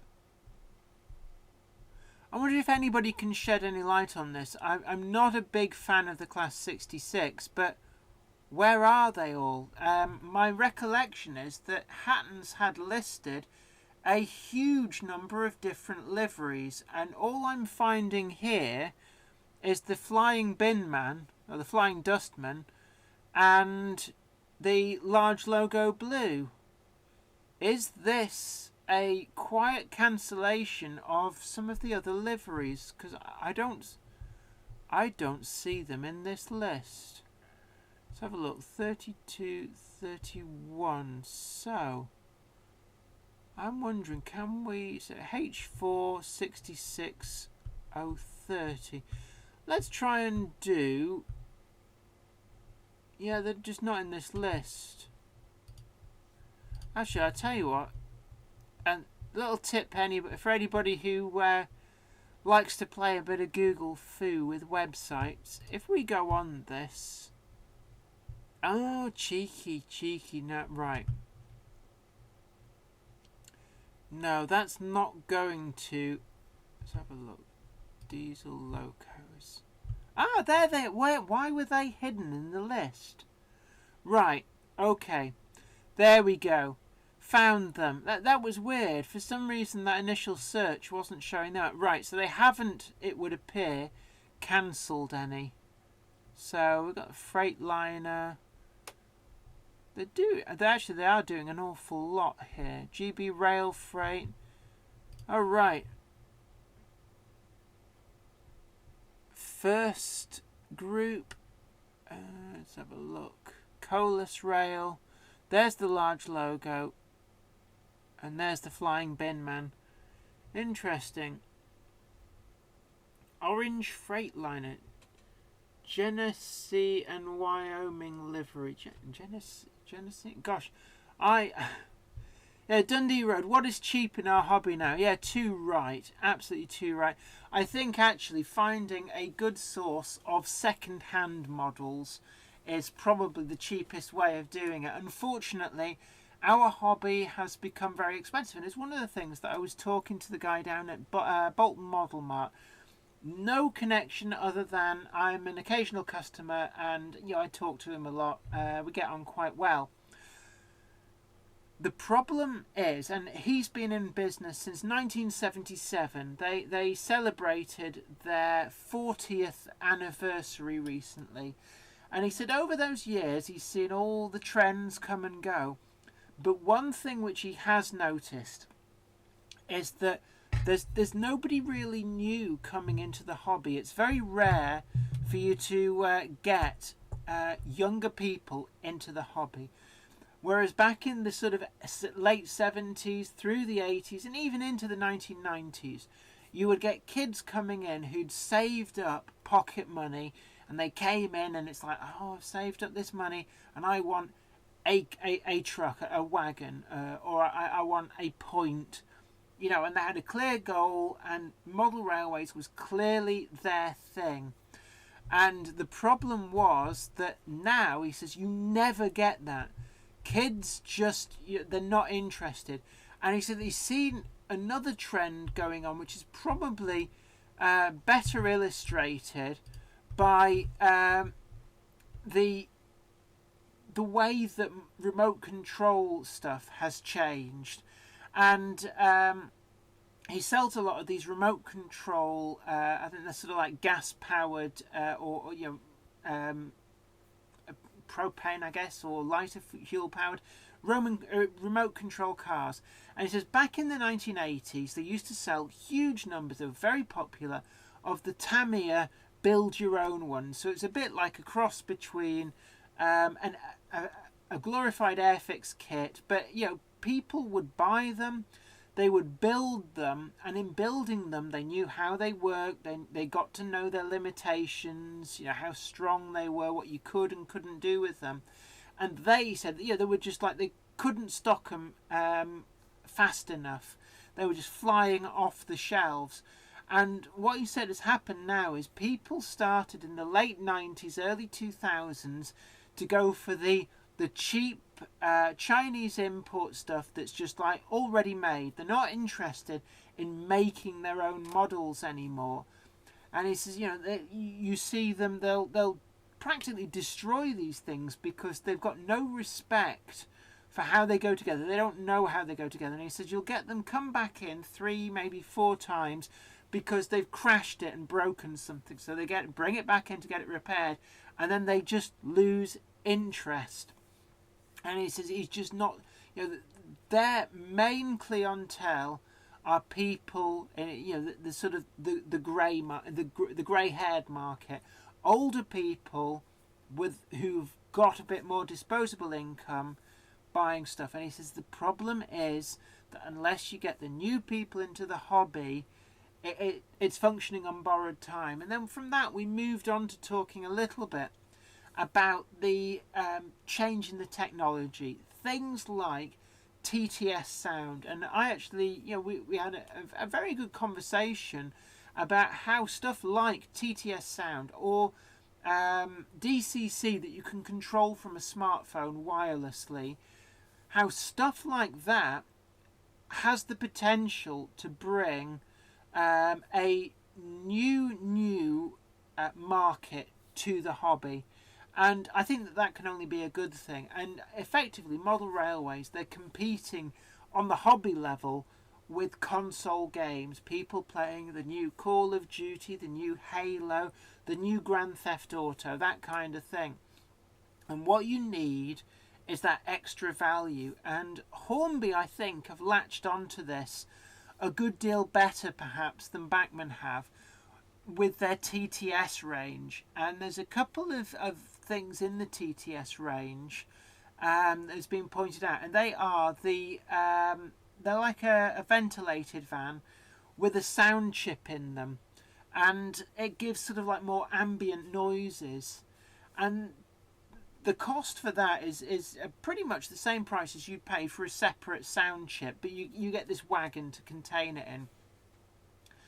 And stuff like that has the potential to bring people into the hobby, because it's giving that kind of crossover into the technology world, the extra value that people seem to want these days. And it can only be a good thing that that's happening. And the prices that Hornby are doing the TTS chips is really good. I mean, you can get 3 TTS chips for the price of one of these expensive chips, and it makes it accessible. A younger person can conceivably save up £35-40 and sound fit a locomotive, whereas if your choice was like a Lock Sound or a Zemo for £110 or whatever they retail for, that's a much bigger ask to save up for. And what it puts the TTS chips into the price range of is that they're costing the same as, say, like a new game on a Nintendo Switch or a new game on a Sony PS4. And I am aware that some of those games are like £60 plus now, but sort of like a mid-level range game. And that's what they're actually competing with. Model railways have to compete with the video games market, which didn't really exist in any great way going back to the late 80s. If as he said, if you wanted a toy that moved, you had either a model train or a Scalextric. That was your choice. Now, there's so much that model railways are competing with. Let's have a look. Dundee Road, massive, but do the manufacturer really want to get into the young? Not a fan of the new children's Hornby Express. No, I think that's looking at it in the wrong way. I think that it's what these things have to be looked at is that they're a relatively cheap way of getting a foot into the model railway market. It's sort of like nurturing an interest without having that initial hurdle of a huge outlay. And I think some of these inexpensive railroad type sets that are a bit toy-like, they're not designed for people like us, the more serious modelers. What they're intended to do is to provide a gateway into, I sound like a drug pusher saying it like that, but a gateway into the hobby for a younger generation who will then graduate on to more refined models. And I think that that's what they are for. It's nothing to do with us. And actually, I think that they are a really good thing for the hobby if they're bringing new people in much the same way that the Brio wooden railways, you'd look at that and think, well, I'd never buy and play with that. I thought, maybe you do. They're good fun, actually, but they get surprisingly sticky, or at least they used to in the early learning centre in the display they used to have in the window. But stuff like that is a way of nurturing an interest that will then build into a serious modelling interest. And if you don't have that, you lose a child's interest relatively easily into something else. They get sucked into the world of console games or, whatever. I don't know what the big fad was this last year. I know every year there's some faddy toy that you can't get for love nor money. I know not this year gone, but the year before. Hatchimals, what a pile of garbage they were. Going for stupid money, but it's not a new thing, these fad toys. I can remember the Tracy Island that everybody wanted for love nor money, and the Thunderbirds revival, and where are they now? But it was back then. This stuff was changing for stupid money. The Teenage Mutant Ninja Turtles. You couldn't get the things for love nor money. So there's always been these faddy toys. But let's have a look at some of the other comments. Devan's GWR. One thing is that young people are getting it online, so that's when nobody notices us, the young. Although it's cut down, it's still reasonably healthy. Yeah, but see, it's something. I had this discussion actually with Callum, who does the SDJR88 channel, and I was talking in a thread with him about why people come to YouTube and watch box opening and reviews, and somebody was taking the mick out of us, and I think I hit the nail on the head when I said, actually, a lot of people, there's people who obviously watch the reviews because they want to see a model in the, being given the third degree before they put their hard-earned money into buying a model themselves, because these things are expensive. But equally, there's also a large number of people who it's that experience of opening up and seeing a new model for the first time that actually people want to experience that, but can't necessarily afford or justify buying a lot of these new models to get that experience over and over again. And that was probably one of the bigger reasons why people did come and watch the box openings and reviews. What was I talking about? So that was talking about people getting it online, but there's only so much of an experience you can have online, I suppose. But there's a lot of people who will follow the construction of a model railway with an avid interest, but do it online.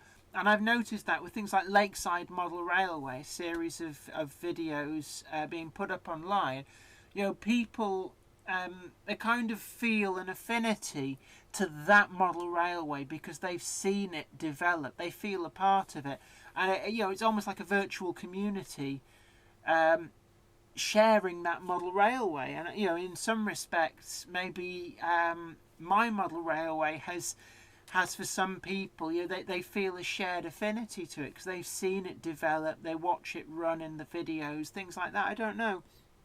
Dundee Road. Oh, Tamagotchi. Yeah, I do remember those. I went out with somebody who became obsessed by Tamagotchis. And there were these sort of weird Japanesey things you put on key rings, and you had to feed them and discipline them. And the idea was to keep them alive. And it just seemed to be like a full-time babysitting job. They ended up with about 15 of these, like this huge football of Tamagotchis, and they'd go to lectures at university with all these things, and I've got to discipline my thing, I've got to feed them, blah blah blah blah. And it was like, are you here to do your degree or play with little electronic toys? James Hart, hi Jenny. Hi to you too. Warrington Train Spotter 2778. Any other problems? A PlayStation or an Xbox is about the same price as a locomotive from Bachmann or Hornby. It is getting that way. It never used to be that way. Games consoles always were expensive.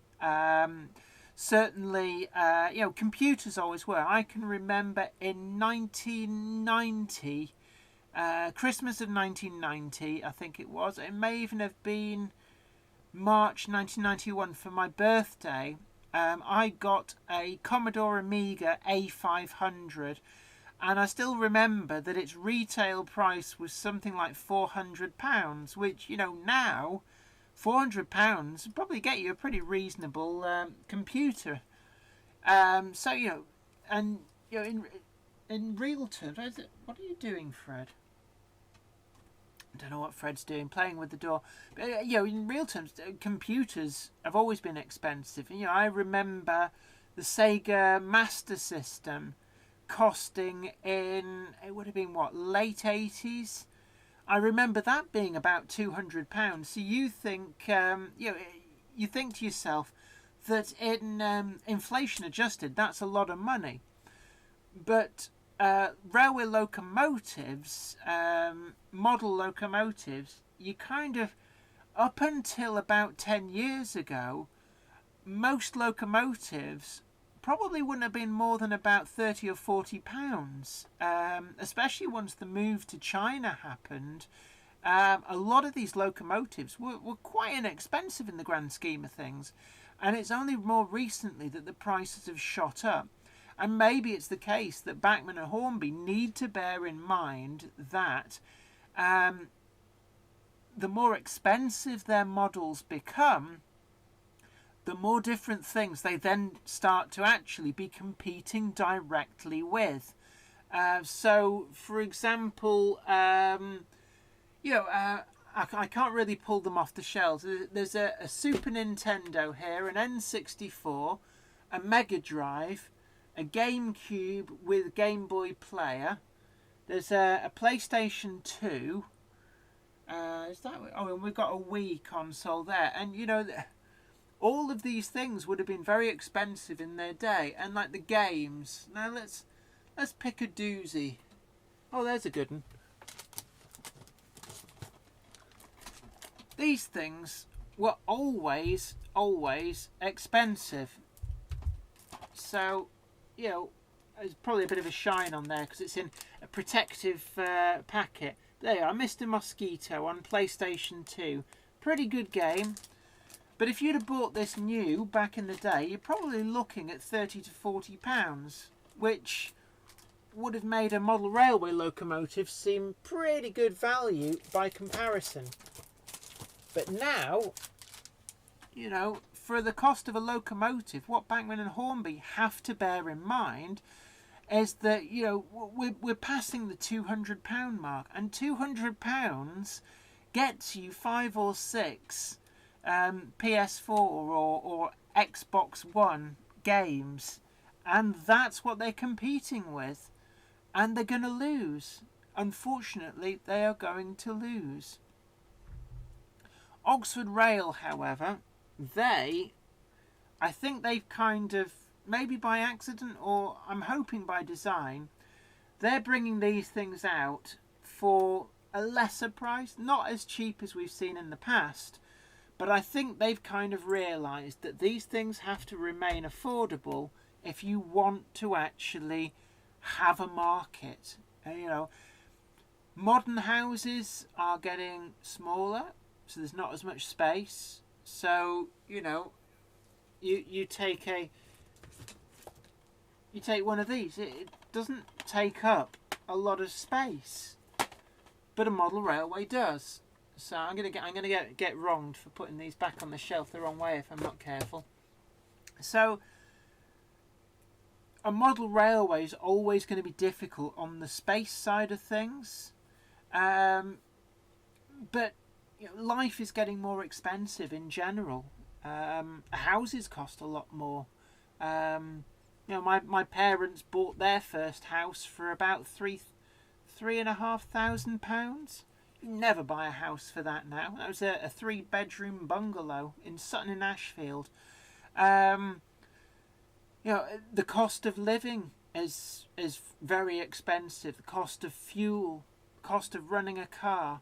All of these things are very expensive, and wages are not going up. They're barely keeping up with inflation. So in real terms, we don't have that extra money. So the bit that's left over at the end is being squeezed and squeezed. And, model railways are going to lose out to that, I guess, because as they get more expensive, that little bit of your wages that's left over at the end doesn't go as far. Anyway, let's have a look. Warrington Train Spotter 2778, and plus if you've got grandparents who've got model railways saying don't touch it, kind of puts younger kids off. Yeah, and that brings us back to these sort of Hornby Junior sets.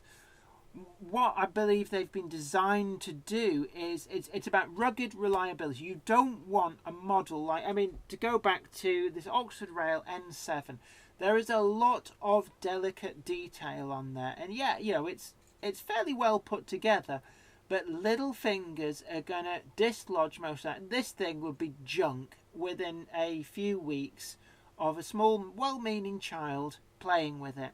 So you don't want to give a smaller child something like that. What you want is something that isn't going to dismantle itself in their hands. Otherwise, it's like, oh, it's broken, I'm bored of it.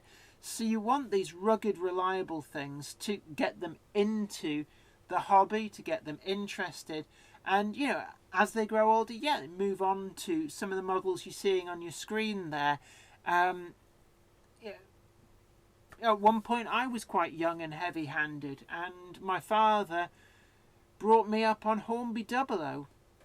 And, you know, some of that stuff is pretty rugged and reliable. Some of it isn't, but some of it is. And, yeah, I think if you've got grandparents who keep saying, don't touch that, don't touch that, kids are very tactile.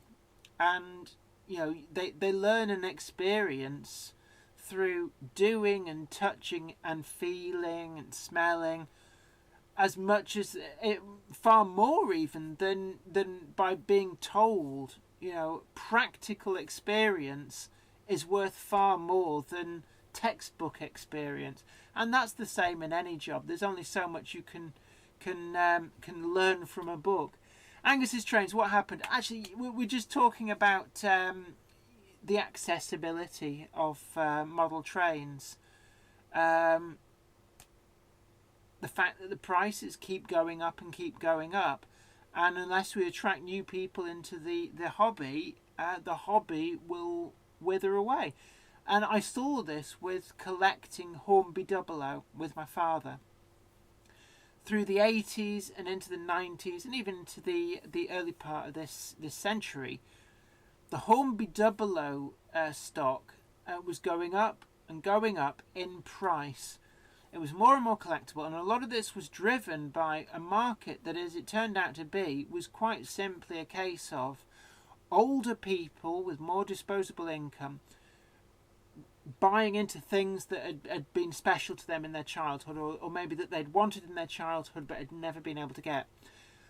And this became almost like a bubble, because there was nobody new going into that area of collecting, that when the market started to shrink, because, you know, these were older people, there was nobody there to buy it, and the prices collapsed. And, you know, now Hornby 00 is there's still people who collect it, but it's nothing of what it used to be. And, you know, the old Lima models, there were people who had collections of hundreds of these different models, all the different exclusives, blah blah blah blah. And now you can pick them all up relatively cheaply. They're not worth an awful lot. And indeed, actually, that's some way that people can make the hobby affordable, is that if you're prepared to buy older models, that there is stuff out there. You can build up a collection. You can have a model railway without having to pay these enormous prices of stuff that's coming out. But certainly, if manufacturers are only making very expensive stuff, then I think it does hurt the hobby. And, you know, maybe we're already seeing this, and it becomes a self-fulfilling prophecy that as prices go up, a lot of people can't afford to buy. So what happens then is, you know, it's almost like people go, right, I'm out. I can't afford it anymore. I'm out. And that's less people buying the next generation of models. So the manufacturers go, oh, well, we have to put the prices up because we're not selling as many. That puts off even more people. And, it becomes almost like a feedback loop, a self-fulfilling prophecy. And what I don't want to see is the hobby reach a point where things are on like a subscription basis almost. I'm trying to think now, sort of, has this video finished? Yes, it has. So I just I put that on in the background so that it was something whilst I was talking. What I don't want to see is the likes of, I know in Canada, and to some extent with certain models in America, Rapido trains tend to make things on subscription only, as it were. You basically, if you don't pre-order, you don't get. They don't make them for general release. They make them almost to order. Yeah, Philip Page, I've got 2 layouts, one for me and one for my grandsons aged 8 and 4. And I think that's important, and it's something my father's got as well. He's got a more young person friendly layout that my little nephews will play on. And I think that's important, because then they're not constantly being told, don't touch this, don't touch that.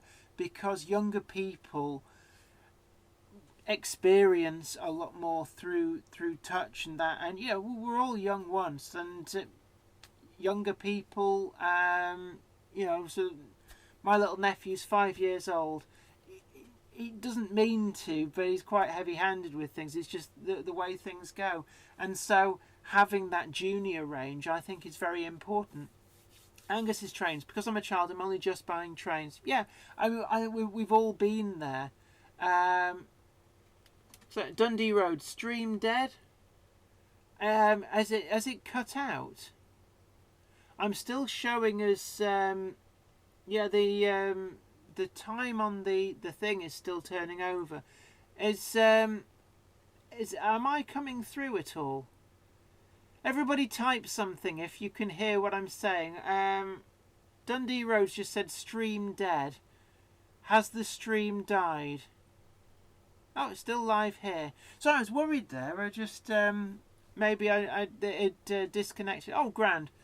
I think there's a delayed reaction as well. That what I'm saying now is there's probably about a 10-second delay. Right, yeah. I think Dundee Road, it was maybe your connection there. It could be the weather. Because you're up in Dundee, I believe. Here it started to snow quite heavily. So anybody who's in much hotter climes,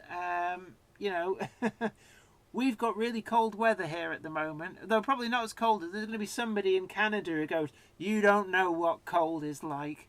Yes, meanwhile, back on the ranch. So we've got Northern Ireland. We had somebody from British Columbia before. We've got somebody in New South Wales. I just a big shout out from around the world. We had somebody in South America as well. Was it? Oh no, Albania. So we've got quite a representation of people. Anyway, what were we talking about? Yes. Sorry. What do you mean by back on the ranch? Angus's trains. Right, of course. You won't be old enough to remember it unless you've seen it on Sunday afternoon reruns. There was, as far as I'm aware, and this is where I think I got it from, meanwhile, back at the ranch, is a slightly tongue-in-cheek reference to Bonanza. And Bonanza was quite a formulaic, almost like a Western TV series. And it's probably some comedian in the 1970s that coined it. But because it was formulaic, they would always have this moment where there'd be like some sort of calamity at Dead Snake Pass. And then they would cut back to the ranch. It would be like, meanwhile, back at the ranch. And I don't know why I say it. It's just something I do. I say all sorts of... Yeah, Hoss. That's the one. Philip Page. We've got SGT Ghost in California. Gosh, so I bet you've got lovely sunny weather. Meanwhile, it's all like it's like somebody's just like dusting icing sugar all over everything at the moment here, and it's very cold. Scott Cameron, sunny Florida here. Oh gosh, yes, Florida. I've got a big chunk of my family live in Florida, over near Tampa Bay. We went and visited them one time. We did Disney, of course. You can't go to Florida without doing the Disney thing. And that's quite an experience. If you ever in Florida, do Disney. We did 4 days of Disney and then 1 day of Universal Studios as well. And Busch Gardens. Angus's train, sunny here. Yeah, well, New South Wales. It's your summer, isn't it? So your winter is when we've got our summer. And Philip Page, local boy, snowing in West Orton. So I was over in West Orton actually earlier this morning. I had to pop over there to help Zoe run an errand. So I was in your patch. Anyway, we were talking about stuff, lots of stuff. Yeah, the one you're seeing on screen now, the NCB B2. If you really fancy one of them, get your order in. Support your local model shop. Get an order in for this because it is apparently selling quickly on pre-order. Word on the street is that this will be the first B2 to sell out. In fact, the Hornby website is still showing it as available to order. I'm guessing that they haven't actually put their order into the Chinese factories. So at the moment, the production run can presumably be enlarged, which would be a good thing. It'd be a good thing for Hornby because economies of scale, they'll make more money, and I think we're all agreed we need Hornby to survive. But Dragon Junction, raining in North Wales. Well, of course it is. It's winter, and you're in Wales. Wales, the country where you get 40 days of rain every month. I jest. Sorry, it's the Rod Gilbert jokes. I was 12 before I found out you could take a cagoule off. South Walian myself. I say South Walian, half Welsh, from the Swansea Valleys, and I lived there for a while actually. So. In Ustragunlice, believe me, Ustragunlice is not spelt how it's pronounced. Well, it is if you're Welsh. If you know Welsh, then Ustragunlice is spelt exactly how it's pronounced. But if you don't speak Welsh, then trying to get your head around how Welsh words are spelt can be quite tricky. Philip Page, not Rain Dragon, Welsh Sunshine. Yes, we called it Liquid Sunshine. Angus's trains. Hornby needs to stay. I buy the bulk of my trains, Hornby from Model Shop. See, Hornby, I think, have got back on track. And it goes back to what we talked about. Gun lice. Ustra gun lice. Yeah. It's... trying to remember how it's spelled. Ystradgynlais. That's Ustragunlice. Usually abbreviated by the locals to Ustrad. Hornby, as you were saying right back at the beginning of this live chat, they've got a new guy in charge, and he's not a bean counter. The last one, unfortunately, I think, knew the price of everything, but perhaps the value of nothing. And that's where we got a lot of, I bet you cut and pasted that. But the new guy is a hobbyist as well. He has a genuine interest in the hobby, and that, I think, gives him a much better perspective about what the modelers want and what will sell to modelers. And I think that's going to be a good thing.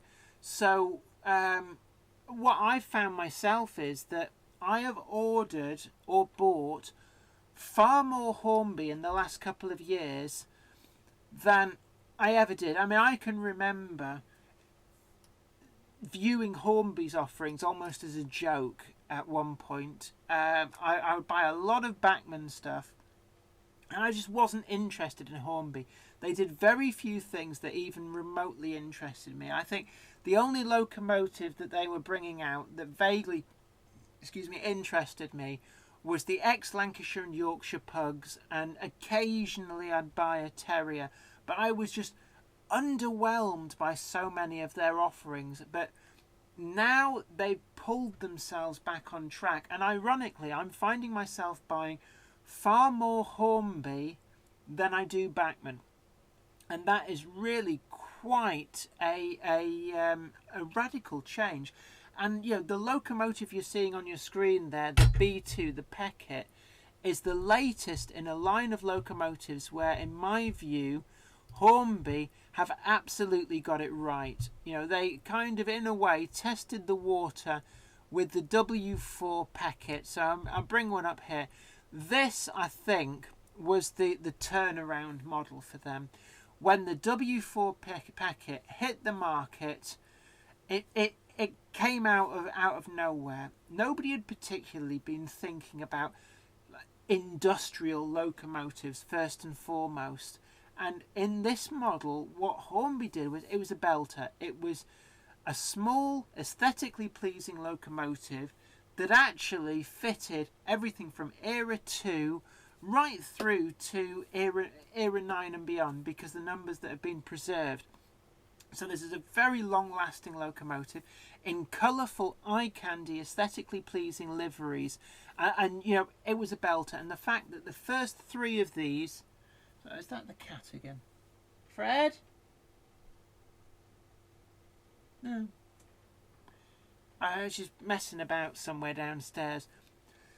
And the fact that the initial production run of these, they announced the 3 of them, and they all sold out to pre-orders. And you couldn't get them for love and the money in the shops. And even now, they're still changing hands for what I regard as silly money. But, you know, the demand is there.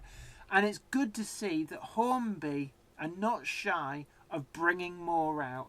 You know, too often we've had a locomotive from Hornby where they've gone one way to the extreme or the other. And in the past, one of the big, silly things that they've done is that they would bring out a model, and then they'd bring out a follow-up model, you know, with a different running number, same livery, different running number, relatively quickly. And they would flood the market. We saw this with things like the J15, and we're still seeing the likes of Hattons knocking those J15s out dirt cheap in the grand scheme of things. Really cheap. And let's have a look. So if we go J15... It's actually a really good Hornby model, but see, we're looking down here, and a lot of these marked down in price. So there we are. I mean, I think some of the really dirt cheap ones have now sold out. But that's not a pre-owned one, is it? Yeah, pre-owned.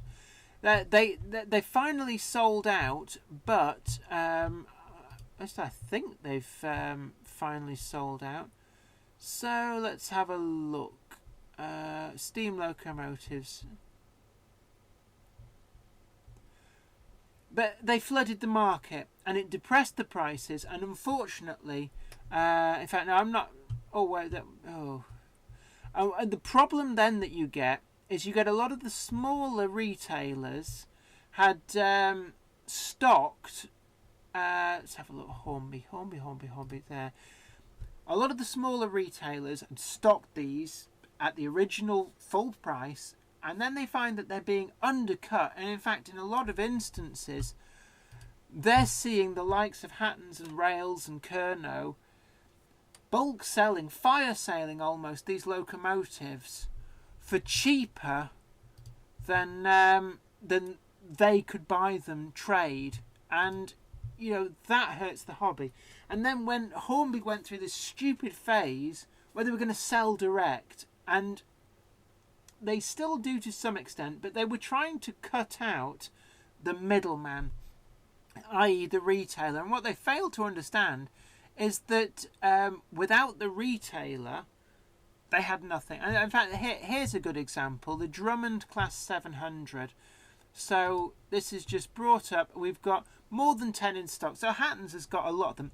Original RRP, $124.99. And yeah, these are available from all over. The only reason, as I said before, no affiliation with Hattons. The reason I use the Hattons website is actually because the Hattons website is very, very user-friendly to find things. So we got in here, they're selling these for £59. That's less than half RRP. And the reason for that is because they flooded the market with follow-on models too quickly. But what Hornby is now doing is that they are gauging the market better. We're not getting that burst of follow-on models just like bish bash bosh flooding the market.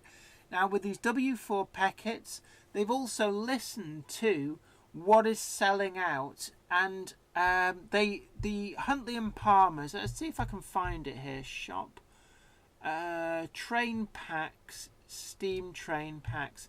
The Huntley and Palmer's packet sold out to pre-orders. It's like whoosh, gone. They now change hands for like up to double the RRP I've seen them go for on eBay. And Hornby, as see here we are, Hornby listened to the market, and because Huntley and Palmer's had 2 of these little bad boys, they produced the other one, and yeah, it's sold out to pre-order. Yeah, it's out of stock. I think that it may be the case. Let's have a let's have a look. What's its R number? Tell me that your R number. Technical spec. Why are you not telling me the catalogue number? Why are we not? Where's his R number? Oh, I can't see it for looking. R3686. I want to see. Can you still order this? R3686. So let's have a look. Not available. So even on a reissue, this is sold out on pre-order. And in all honesty with you, I don't know why this keeps clicking. I've got a monitor over here, and I think we've got some kind of spike on the power. I'm wondering, is anybody hearing like pops, like you know, when your fridge clicks on and off and you hear it on your TV? Is anybody hearing that through the feed on this? Because I'm getting interference on the monitor that's at the side of me. It might actually be the fan heater. I'm going to turn that off actually. That might help.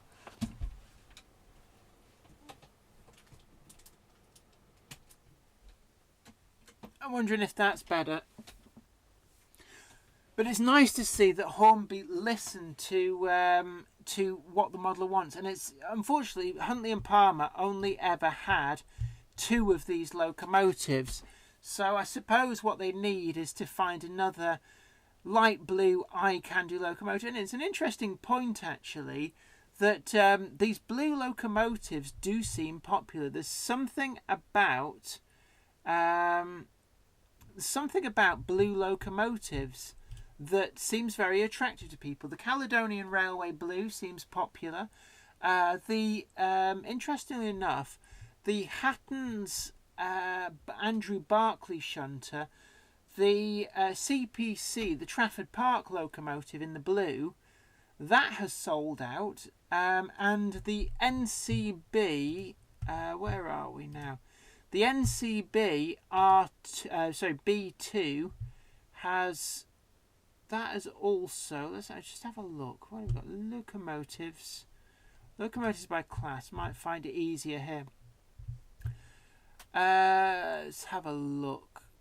Where are you? Come in, my B2. Where are you? There it is. And interestingly enough, Peckett B2, the blue NCB model, is selling out quickly.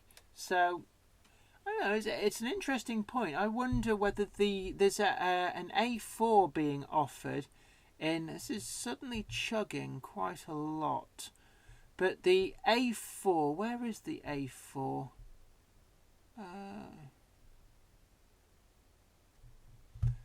Yeah, the NCB B2 is selling out quick. A4.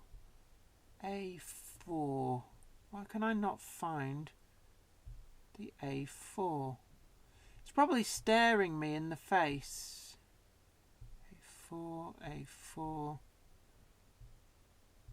Just looking for the A4. Oh, that is weird. I can't see the A4. A1, A3. Where is the A4? P2, N15, Merchant Navy, Royal Sky. How strange. For some reason it's not listed there. Let's have a look.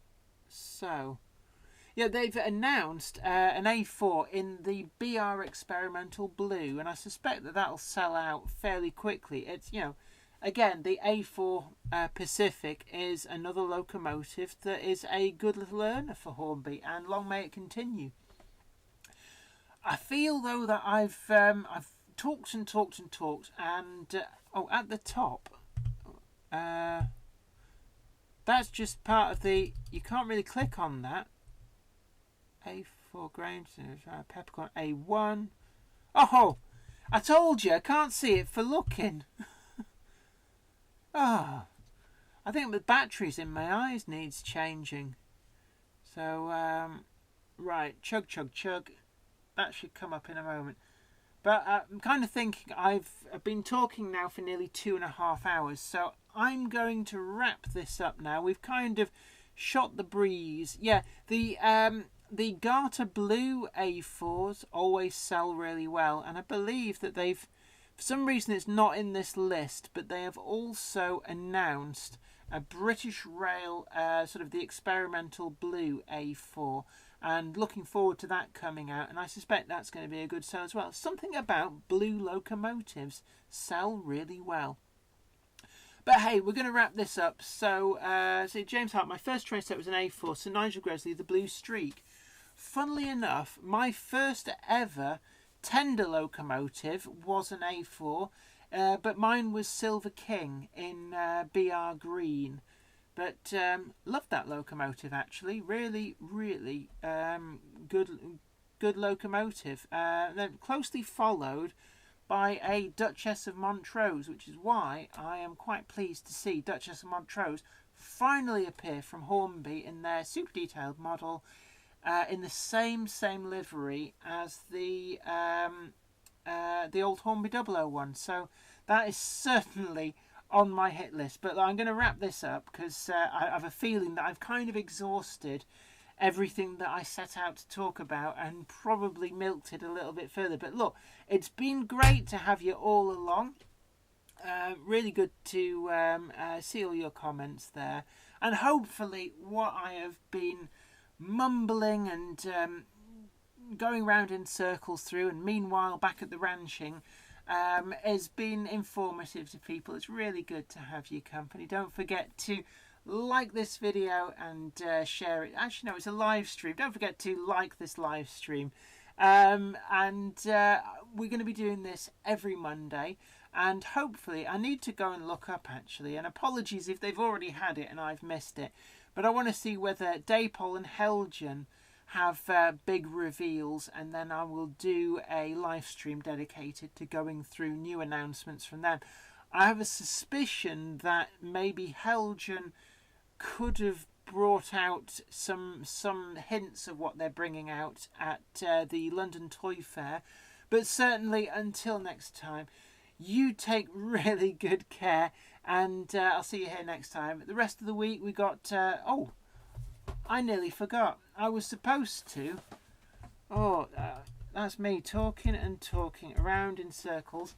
I was going to do box opening and review, because the amount of work that goes into such things, when Zoe's got to edit them and put them all together, we've decided it's not really worth doing for wagons and coaches. We're just going to major on locomotives now. But I'm going to share with you. Try and aim that for the camera. 39-777, the LMS 50-foot inspection saloon in BR Blue Grey. And I'll see you later, Dragon Junction. And Angus Trains, bye for school. Or you have yourself a good day at school. And we'll catch you again next time. Now I'm just going to quickly share with you this model, which I picked up second hand, but certainly it's in as new condition. Never ever been used, to be honest with you. And it goes to show that even though prices are going through the roof, there are still a few bargains to be had if you look around. And it's another good reason to support your local model shop, because an awful lot of model shops, if not all model shops, have a second-hand section, and you can pick yourself up some good deals. So I got this for half the full RRP, but it's pretty much a new model. And it's one that I've had my eye on since Bachmann announced it. And what put me off was, ironically, the huge price. So I should probably have taken photos of this beforehand, but I'm going to quickly share with you it is a lovely model. I've seen it about an EWS livery and a sort of a BR Crimson livery as well. But this model is, for a single coach, it was very expensive if you paid the full price when it came out. And that's really what put me off, and probably put a lot of people off. I think it was at around the £40 to £50 mark, which is a huge amount for a coach. But seeing it now in the flesh, and I'm looking at the interior, it's got a fully modelled interior. This is actually a really nice model, and the underframe detail, I mean, I'm trying to do this through a webcam, so apologies that the quality is probably atrocious, but that underframe detail is really nice. And you can see on the bogie there that we've also got pickups for internal lighting. Now, I don't think, in fact, no, I'm looking in there. It's interesting, actually. I cannot see any internal lighting, and I'm sure somebody there who may be more familiar with these would put me right. But I think it's the case that you can easily retrofit these with internal lighting, and the pickups on the bogies mean that you can fit that in relatively easily. The glazing, it's all pretty good flush glazing, and there are actually an awful lot of separately applied details on these, from handrails to steps. So there's a lot more on these than what you might expect on a more ordinary passenger carrying coach.